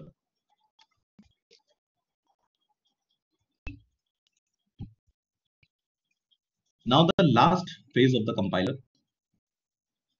that is target code generator. We have seen code optimizer. After intermediate code generator, this is the optional part. If you can optimize your code, if you can reduce the number of lines in the program, you go for it. If you cannot reduce the number of lines, leave it, no issues. The last phase is the target code generator. Okay, this the output of a code of, ये अब या तो, अच्छा ये बताओ, target code generator के पास जो input आएगा वो कोड ऑप्टिमाइजर से आएगा या यहां से भी आ सकता है? नॉर्मल 3 एड्रेस कोड यहां से भी आ सकता है ना?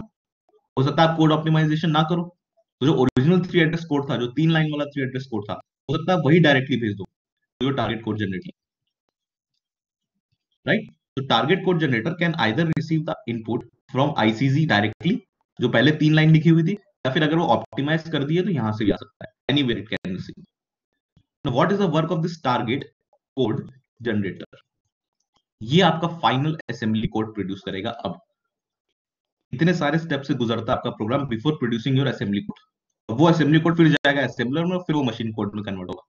ये सारी चीजें मिली सेकंड से भी कम में होती है in your program, depending on the length of the program. Obviously अगर प्रोग्राम बड़ा है तो टाइम लगेगा, right? Now this target code generator will finally convert your program, जो भी अभी तक हुआ है, into assembly code.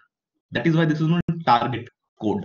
Target code जो आपको टारगेट अचीव करना था, फाइनल टारगेट अचीव करना था, असेंबली कोड, वो कोड अब जनरेट होगा।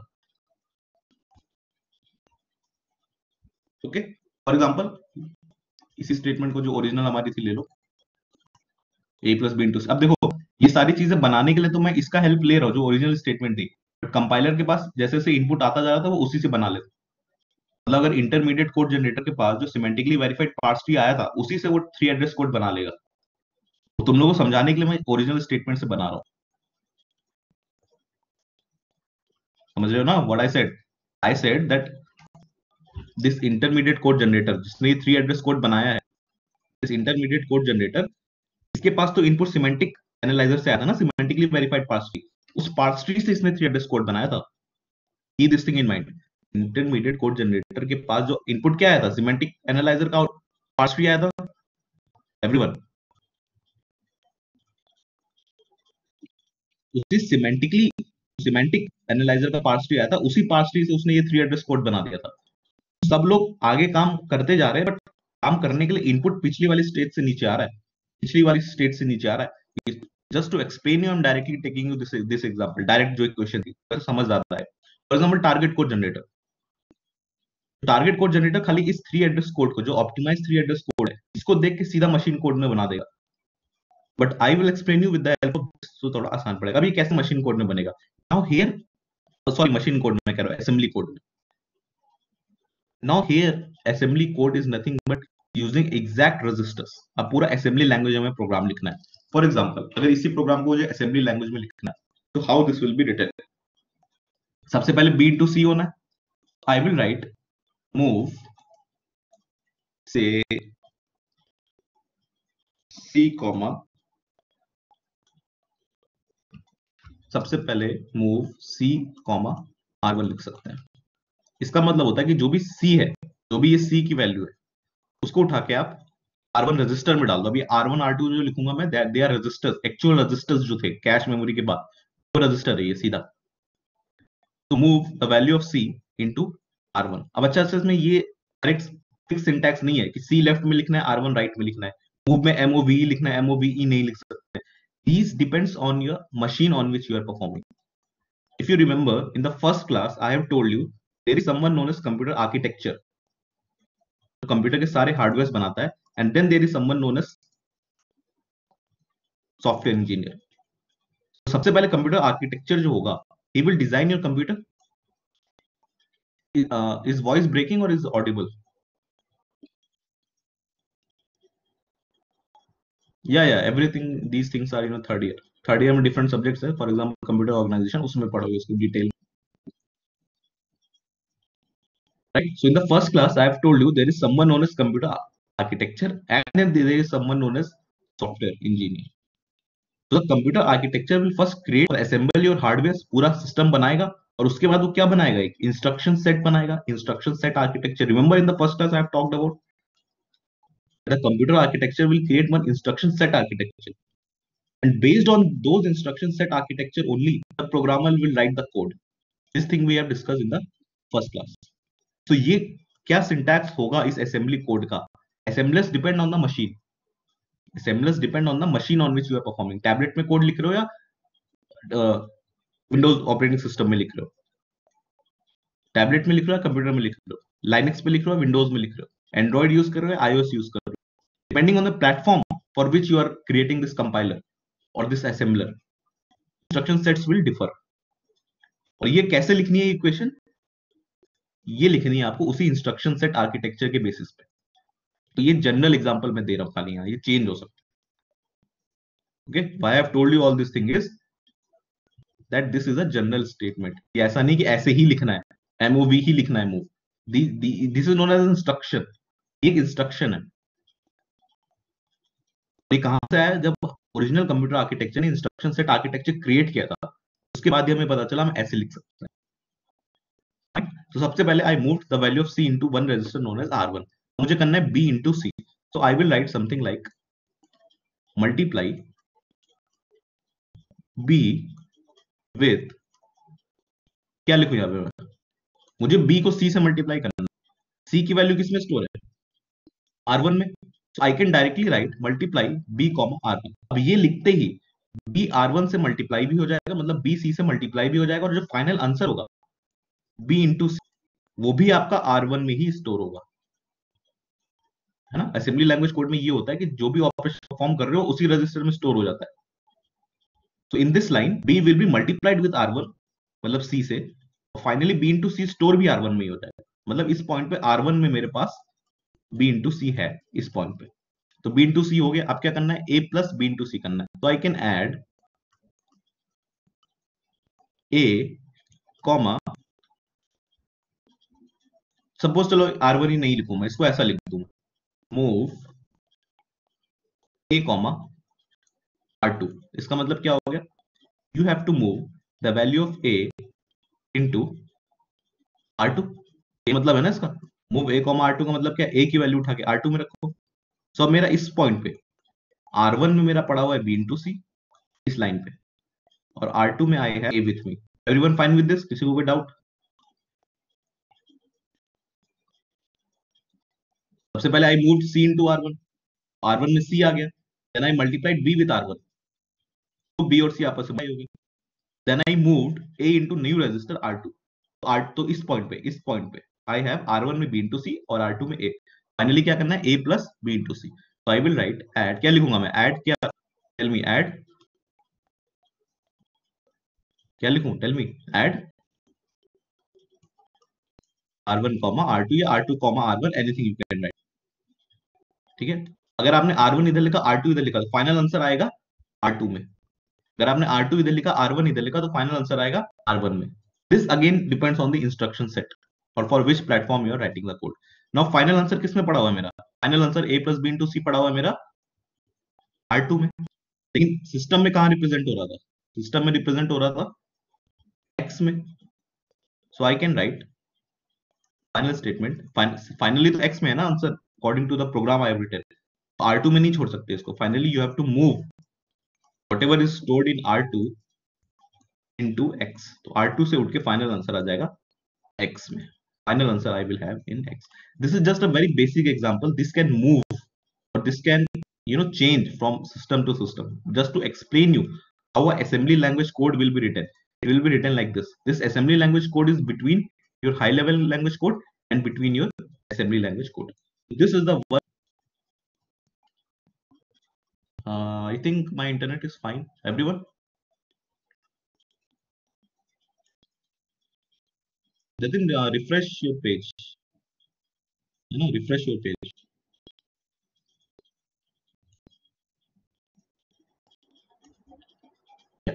So this is the assembly code.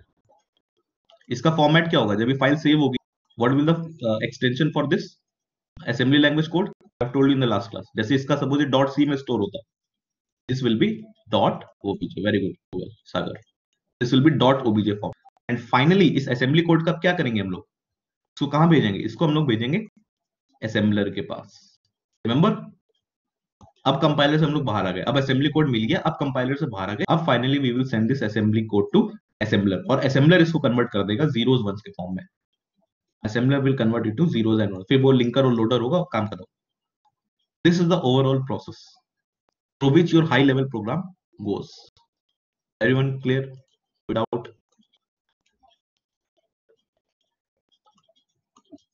So this was your high level language program that is first given to your lexical analyzer जिसने stream of tokens बनाया, then it is sent to your syntax analyzer जिसने syntactically verified parse tree बनाया, then it is sent to your semantic analyzer जिसने semantically verified parse tree बनाया, then it is sent to your intermediate code generator जिसने एक 3 address code बनाया, then that 3 address code can be sent to a code optimizer, perform कर सकते हो तो this is optional, and then finally it is sent to the target code generator, और target code generator ने finally dot obj यानी कि assembly language code बनाया। this is the overall, ये पूरा बॉक्स इतना चीज, this is inside what is known as a compiler। अब इसमें एक चीज that you have to keep in mind is till this point intermediate code generator का आउटपुट क्या होता है, what is the output of an intermediate code generator?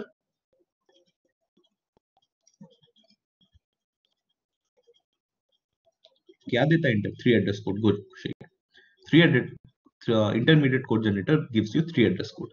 till this point is what is known as a front end of your compiler। इसका मतलब है suppose I want to create a compiler जो कि Android पे run करे या iOS पे run करे, ओके, विंडोज पे रन करे या लाइनक्स पे रन करे, टैबलेट पे रन करे या फोन पे रन करे। If you want to create compilers for different platform, हर प्लेटफॉर्म के लिए यहां तक का पार्ट आपका सेम ही होगा। यहां तक की चीजें जो हैं, मतलब ये जो 3 एड्रेस कोड मिल रहा है, this will B same for every platform.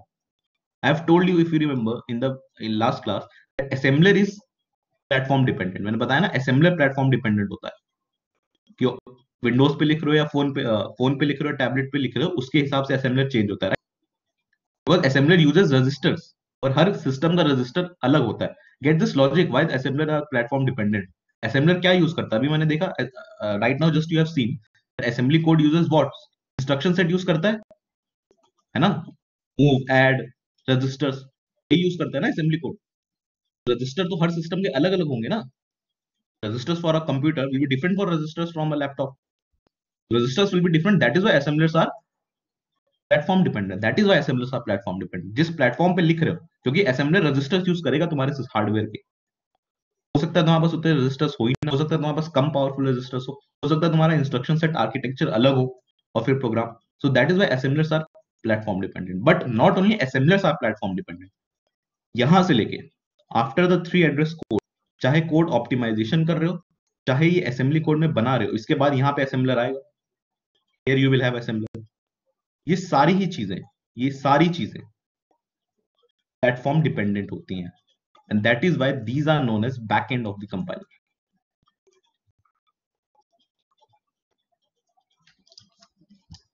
Getting? इसको बोलते हैं analysis part also, front end बोलो, एनालिसिस पार्ट बोलो, यहां से लेके यहां तक, और इसको बोलते हैं सिंथेसिस पार्ट या फिर बैक एंड। अब ऐसा क्यों होता है, ऐसा करने का मतलब क्या हुआ?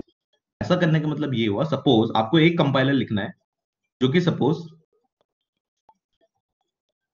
एक इंटेल के प्रोसेसर पे भी चल जाए, इंटेल का हार्डवेयर भी यूज करे, और एडी के प्रोसेसर पे भी चल जाए, सेम चल जाए। बार बार मैं स्टार्टिंग से नहीं लिखना चाहता हूँ, वरना हर प्लेटफॉर्म के लिए मुझे स्टार्टिंग से लिखने पड़ेंगे सारे फेजेस। सो मैं क्या करूंगा, इतना फेज तो कॉमन है, ये तो हर जगह कॉमन है, this is not platform dependent, तो इतना तो मैं कहीं भी लिख लूंगा, किसी पे। Finally after the intermediate code generator I will get the output as 3 address code, yes no everyone. यहां तक लिखने के बाद फाइनल मेरे हाथ में क्या होगा, मेरे हाथ में होगा 3 address code. After this point I will have one 3 address code. Now if I, now इसके बाद तो सारी चीजें प्लेटफॉर्म डिपेंडेंट है, चाहे आपको कोड ऑप्टिमाइजेशन करना हो, चाहे आपको टारगेट कोड जनरेट करना हो, चाहे जो टारगेट कोड जनरेट किया उसको असेंबलर से पास करना हो, ये सारी चीजें प्लेटफॉर्म डिपेंडेंट है। तो नाउ अगर मैं, तो यहां तक 3 एड्रेस कोड तक तो मैं कहीं भी लिख लूंगा, कोई दिक्कत नहीं है। उसके बाद अगर मुझे सपोज एक टैबलेट पे लिखना है, तो मैं इसको सेंड कर दूंगा एक टैबलेट पे, कि आगे का जो बैकएंड है कंपाइलर का, ये बैकएंड वाला पार्ट ये आप टैबलेट पे करो। अगर सपोज मुझे एक फोन पे सेंड करना होगा इसको, so I will send this 3 address code to a phone, या फोन के आर्किटेक्चर को यूज करो, फोन पे लिखो। तो इससे क्या हुआ, मेरे टाइम बचा, वरना क्या करना पड़ता, टैबलेट के लिए सारी की सारी फेजेस लिखनी पड़ती, फोन के लिए भी सारी की सारी फेजेस लिखनी पड़ती, सारी स्टार्टिंग से ऐसे ही करना पड़ता। This saves our time, that is why this is front end back and and analysis and synthesis part, कि यहां तक तो सेम है, यहां तक तो हर सिस्टम के लिए सेम है, तो यहां तक आप कहीं भी लिख लो, जो 3 एड्रेस कोड मिल जाए उसको अपने पास रख लो। Depending on the platform for which you wants to create your compiler, you can send that 3 address code. यहाँ भी भेज सकते हो, यहाँ भी भेज सकते हो, यहाँ भी भेज सकते हो, यहाँ भी भेज सकते हो। Got this everyone?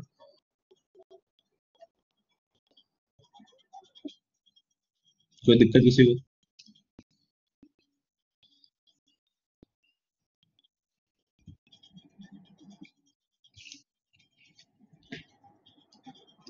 Any doubts? Anyone? So this was all about compilers. इसमें इतना ही था, एक छोटी सी चीज और जो डिस्कस करनी है, दैट इज ग्रामर्स। किस फेज में यूज करते हैं ग्रामर्स? अच्छा एक चीज और, your lexical analyser, syntax analyser, semantic analyser, intermediate code generator, code optimisation, target code generator, ये सारे ही जो कंपाइलर्स के फेजेस हैं, ये दो टेबल से बात करते रहते हैं continuously. Continuously one table is known as symbol table, एक टेबल होती है सिंबल टेबल, एक टेबल होती है एरर हैंडलर। एक टेबल होती है एरर हैंडलर। सो ये सारे के सारे phases of your compiler keeps on interacting with these two tables. Symbol table का काम ये है कि जब लेक्सिकल एनालाइजर, सबसे पहले lexical analyser will come into work. तो लेक्सिकल एनालाइजर जब स्कैन करता है हर एक इनपुट, तो कोई नया उसका variable, for example you have written x equal to a plus b into c, lexical analyser ने x पहले कभी देखा होगा आपके प्रोग्राम में? इसके लिए तो नया है ना। x इक्वल टू तो देखा होगा उसने, इक्वल टू तो फिक्स होगा according to the programming language. लेकिन जो आइडेंटिफायर्स होते हैं ये तो आप खुद से डिफाइन करते हो ना, ये तो आप तुरंत तुरंत अपने प्रोग्राम में फ्रेश फ्रेश लिखते हो। प्लस पता होगा लेक्सिकल एनालाइजर को, प्लस जैसी कोई चीज होती है, क्योंकि सी के लैंग्वेज में फिक्स है पहले से। लेकिन क्या ये एक्स और ए फिक्स है पहले से? नहीं फिक्स है ना, ये नई इंफॉर्मेशन है। ये मल्टीप्लीकेशन पता होगा आपके कंपाइलर को, there is something known as a multiplication sign, क्योंकि पहले से फिक्स है सी लैंग्वेज में। बट ये एक्स ए बी सी, ये सारी जो नई चीजें हैं ये फिक्स नहीं है। तो जो नए नए सिंबल्स होते हैं जो लेक्सिकल एनालाइजर या कंपाइलर आइडेंटिफाई करता रहता है, उसको उठा के वो एक टेबल में रखते हैं सिंबल टेबल। तो यहाँ पे वो एक्स को रख देगा कि X is a identifier on line number 0, फिर वो ए को रख देगा, A is a identifier on line number 1। इस तरह वो जो सारी इंफॉर्मेशन होती है about your new variables, they are stored in the symbol table। ठीक है। Next thing, what is this error handler? Suppose, अच्छा ऐसा नहीं है कि लेक्सिकल एनालिसिस करते टाइम एरर नहीं आ सकती है, लेक्सिकल एनालिसिस करते टाइम भी एरर आ सकती है। For example if I write something like, चलो लेक्सिकल एनालिसिस के एरर की बात अभी नहीं करूंगा, you will get confuse, but just keep this thing in mind कि लेक्सिकल एनालिसिस करते टाइम भी एक एरर आती है जिसको बोलते हैं लेक्सिकल एरर। जैसे यहाँ पे सिंटैक्स एरर आती है, यहाँ पे सिमेंटिक एरर आती है, उसी तरह लेक्सिकल एनालिसिस करते टाइम भी एक एरर आती है, that is known as lexical error. Okay, तो चाहे लेक्सिकल एरर आ रही हो, चाहे सिंटैक्स एरर आ रही हो, चाहे सिमेंटिक एरर आ रही हो, सारी ही एरर यहाँ पे एरर हैंडलर सॉरी हैंडल करता है। कैसे हैंडल करता है you are not concern right now, but handle करता है। ठीक है, got this point everyone?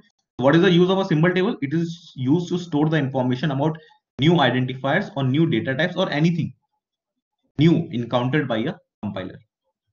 And why we use error handler? जो भी एरर आएंगी either in the lexical analysis, तो now tell me how many phases of the compiler can identify errors?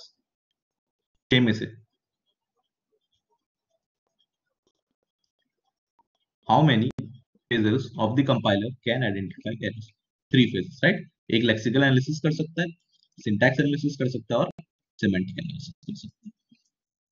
Now one very small topic I want to discuss, after this I will end the class, that is regarding the grammar. So we, in which phase of the compiler we see grammars? Syntax analyzer, right? है ना, syntax analyser में करते हैं। So we have seen that syntax analyser यहाँ था और उसको एक ग्रामर इनपुट मिला। तो एक बहुत ही छोटा सा discussion I want to do regarding grammar. See what is this grammar in one line? Tell me, you tell me, अभी तक क्या समझे ग्रामर क्या है?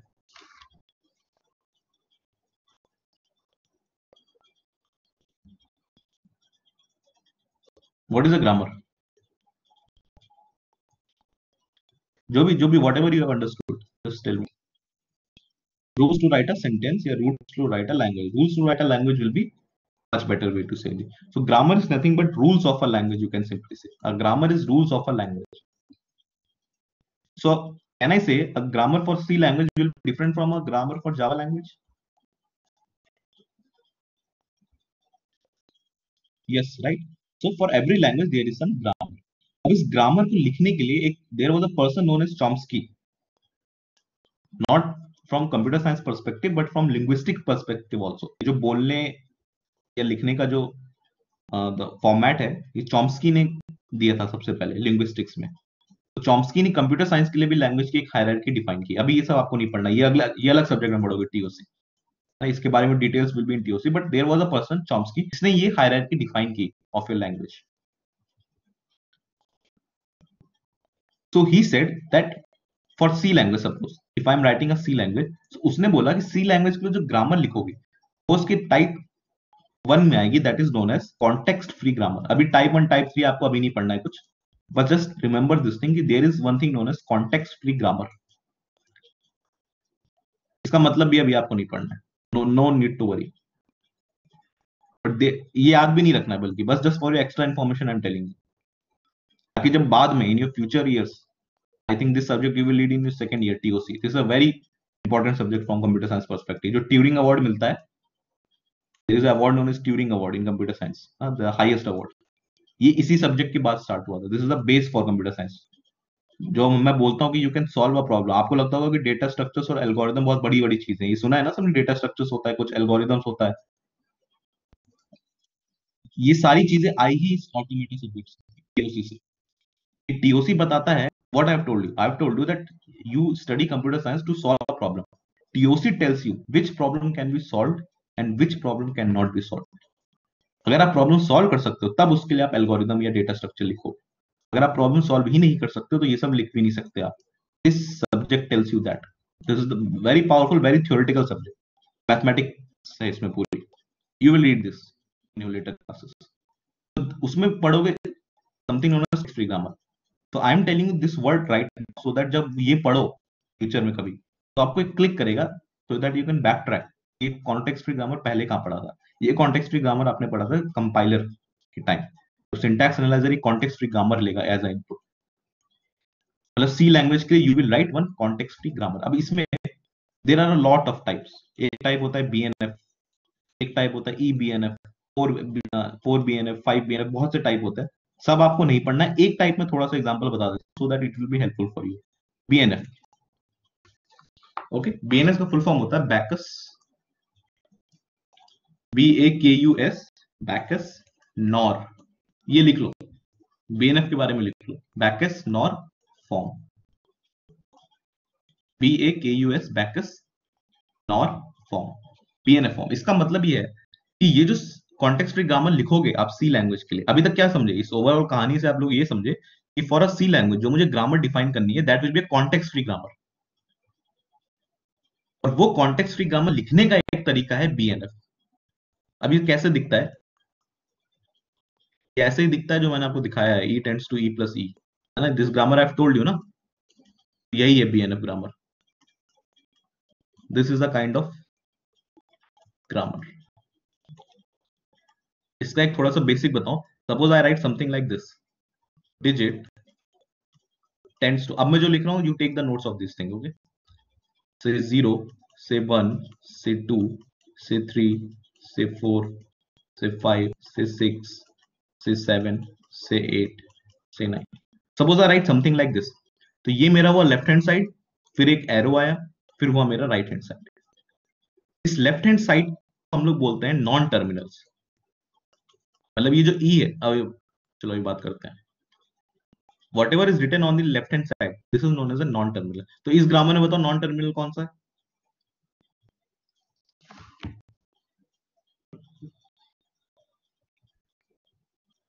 whatever is written on left hand side is a non terminal. What is a non terminal on this grammar? ई है ना, ई है. that will be in capital letter always. capital letters में ही होगा हमेशा. so this is the non terminal. तो right side में लिखते हैं, hear me properly, और ध्यान से सुनो. whatever you write on the right hand side apart from the non terminals are known as terminals. फिर से सुनो ध्यान से. whatever you write on the right hand side apart from the non terminals are terminals. अब बताओ इस grammar में terminals क्या क्या है.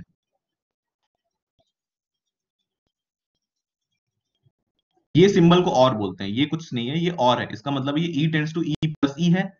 इसका मतलब कुछ नहीं. देखो इस चीज को ध्यान से देखो, इसको मैंने बस एक लाइन में लिख दिया वरना इसका मतलब ये था ई से ई प्लस ई मिल सकता है, फिर ई से ई स्टार ई भी मिल सकता है, ई से आई डी भी मिल सकता है. इसका मतलब ये था.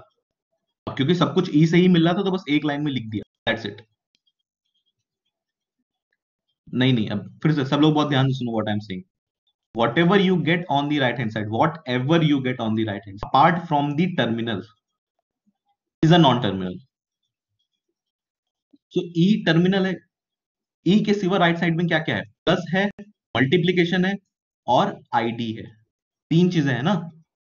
Apart from terminal you are having three things on the right hand side. एक प्लस है, एक स्टार है, एक आईडी है. So this plus star and id are terminals. I will ask you this question in the exam. I will give you some grammar and I will ask you simply what are the non terminals here, what are the terminals here. Okay, for example let's take another example. Suppose I write something like this, e tends to l comma S slash L plus L and L tends to ID. Suppose I have a grammar like this. अभी क्या मैंने दुनिया जहाँ की चीजें लिख दी, you will not understand, कोई दिक्कत नहीं है, बस मुझे इतना बता दो इसमें टर्मिनल्स कौन से, नॉन टर्मिनल्स कौन से। बताओ टर्मिनल्स कौन से इस ग्रामर में। ये L कॉमा L है। What are the terminals in this grammar? खाली E, खाली E या L भी है, L भी है। E and L, whatever is on the left hand side is a terminal. Terminal का मतलब होता है, oh sorry, non terminal, non terminal, whatever is there on the left hand side that are non terminals. Non terminals का मतलब होता है they can be expanded, LHS RHS में बदल सकते हो। तो E and L non terminals. What are the terminals? What are the terminals then?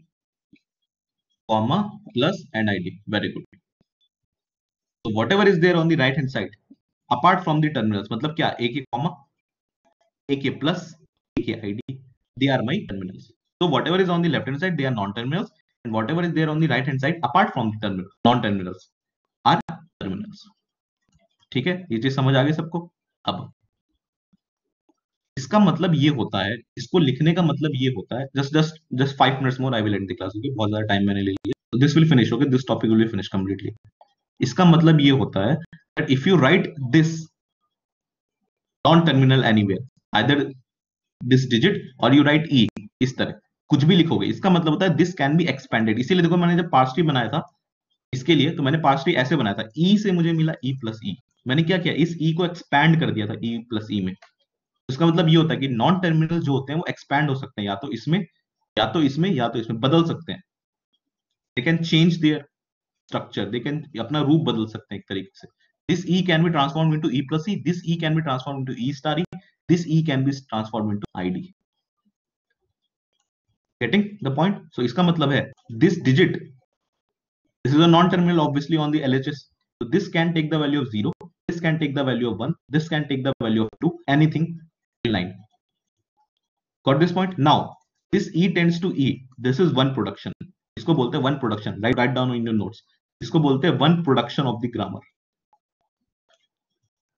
E tends to E star E, second production of the grammar.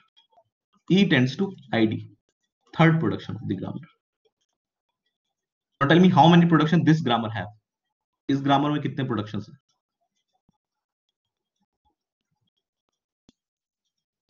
इस grammar में digit वाले में 10 productions. Good. तो पहला ये डिजिट टेंड्स टू 0, दूसरा digit tends to 1, फिर 3, 4, 5, 6, 7, 8, so there are 10 productions. Next thing, whatever the first symbol that you write in your grammar, that is the start symbol, मतलब grammar हमेशा start वहीं से होगी। मतलब if I have written something like this, जो अभी मैंने एग्जांपल दिया, if I have written something like this, so ऐसा नहीं है कि आप सबसे पहले L से ID बना सकते हो पार्स ट्री में या कहीं पे भी, आप ऐसा नहीं कर सकते। You can not create ID from L, you always have to start with the start symbol, first symbol. तो हमेशा आपकी ग्रामर E से स्टार्ट होगी। What is the start symbol in this grammar?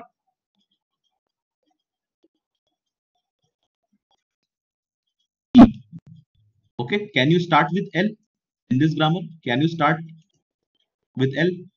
No. How many production does this grammar have? 3 productions, right? पहला ये, दूसरा ये, तीसरा ये। Fine.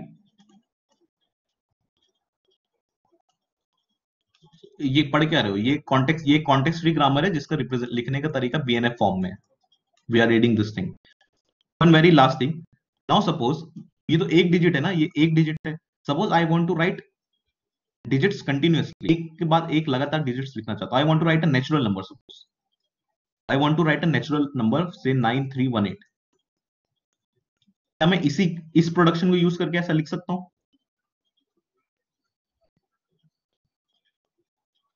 Can I right using this production only?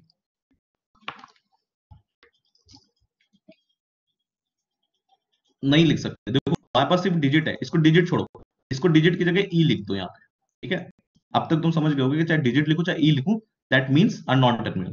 तो इस ई से सपोज ये मेरा, यहां से मैं इक्वेशन स्टार्ट करता हूं लिखना, I start my equation from here. इस ई को खाली मैं इनमें से किसी एक चीज में बदल सकता हूं ना। अगर मैं इसको 9 में बदल दूंगा तो अब तो मेरे पास कुछ ई रह ही नहीं गया, दोबारा ये 318 लाने के लिए। सुनो, अगर मैं ई से स्टार्ट करता हूं, 9 लिखते खत्म हो गया ना ई, अब तो ई है ही नहीं मेरे पास। सो इस ग्रामर को थोड़ा सा मॉडिफाई करूंगा मैं। I will write it like this. ये तो यही है, उसके बाद एक एन ले लूंगा for natural number, and I will write N tends to either E और ई एन। बहुत ध्यान से देखो इस चीज को, मैं क्या बोल, एक नेचुरल नंबर या तो एक ई हो सकता है इसमें से खाली। अच्छा पहले ये बताओ, कंसिडर दिस ग्रामर।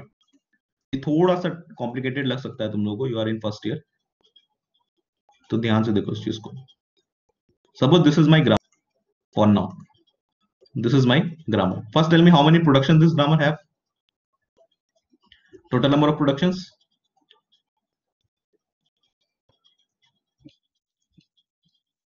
12 ना, 12, 10 कैसे आ रहा है, ये भी तो है नीचे, ये दो कहां गए। Total number of productions in this grammar is 12. What is the start symbol? E. Very good. What are the non-terminals? Non-terminals. Non-terminals means whatever is on the left hand side. E and N. Very good. E and N. Fine. Whatever are the terminals? 0 to 9.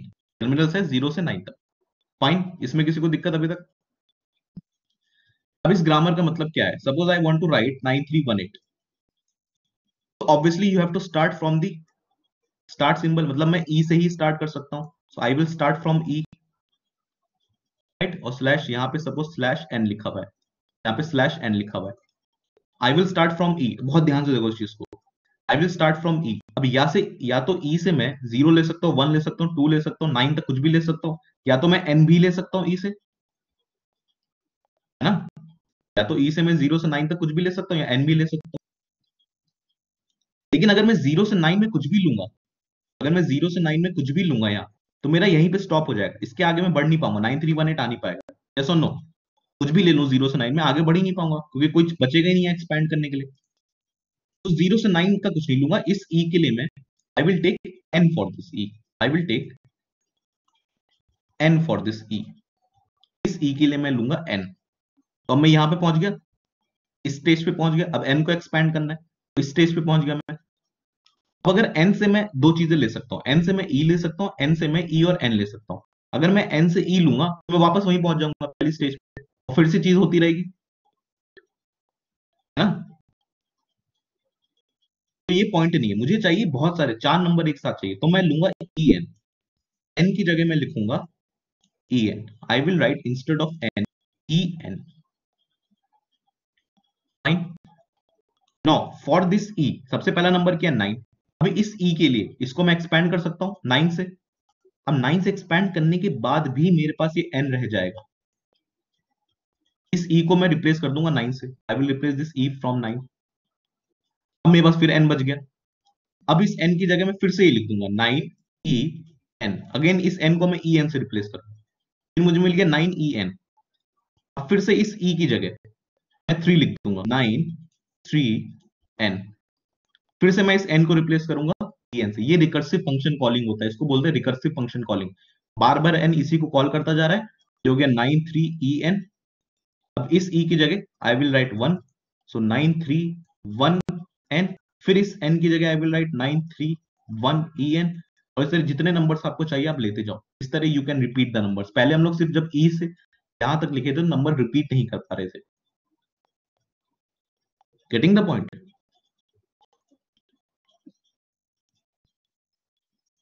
So this is what, इसको बोलते हैं left most. चलो ये नहीं बताऊंगा, हो जाएगा। This is derivation. In normal terms this is derivation.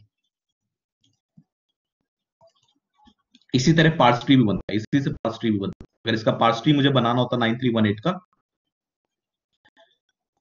You try in your copy once, just 2 minute इसको ट्राई करो। 9318 के लिए पार्स ट्री बना पा रहे हो? Can you create parse tree for 9318? Again the same rule applies in parse tree. You have to start with the start symbol, मतलब E से स्टार्ट करना पड़ेगा। अब ई से मेरे पास ये सारे के सारे 11 ऑप्शंस थे, लेकिन पहले 9 ऑप्शंस, पहले 10 ऑप्शंस नहीं ले सकता, वरना पार्स ट्री विल स्टॉप। यहां से अगर 0 ले लू 1 ले लू तो पार्स ट्री रुक जाएगा। मुझे पार्स ट्री को रोकना नहीं, तो I will take N from E. फिर इस n से मैं e और n लूंगा, इस n से मैं e और n लूंगा, इस e को मैं रोक दूंगा 9 पे, इस n से फिर मैं लूंगा e और n, इस e को मैं रोक दूंगा 3 पे, and from this n again I will take e and n, इस e को now I will stop at 1, इस n से मैं लूंगा e। अब ये समझ नहीं आया किसी को पार्स ट्री तो तब भी ठीक है, कोई ऐसी दिक्कत नहीं है। अच्छा लास्ट वाला देखो, अब इस n से अगर from this n if I again take e and n, तो यहाँ तो 8 मिल जाएगा पर ये n भी रह जाएगा, getting the point? From this n if I take e and n again, ये एक n रह जाएगा लास्ट में। अब क्या करेंगे इस लास्ट वाले n से, लास्ट वाले n से e और n नहीं लेंगे, लास्ट वाले n से खाली e लेंगे सीधा, क्योंकि मुझे यहाँ से स्टॉप करना है। So I will take e और उसको मैं रोक दूंगा 8। तो this is how the parse tree will be made, top to bottom, left to right, ऊपर से नीचे आएंगे 9 3 1 8। अभी मैंने तुमको थर्ड ईयर का सिलेबस पढ़ा दिया ये वाला, भावना में थोड़ा मैं बह गया, but this is not your senior syllabus है ना, इतना टेंशन मत लो, नहीं भी समझ में आया। तुम्हें क्या समझना है अभी तक? तुम्हें ये समझना है कि there is something known as context free grammar that is written for C language. उस कॉन्टेक्स्ट फ्री ग्रामर को लिखने का एक तरीका होता है ये बेकस नॉर फॉर्म, BNF, जो सबसे पहले एल्गोल लैंग्वेज के लिए लिखा गया था, एल्गोल 60। उसके बाद अब सी और C++ सबके लिए लिखा जाता है।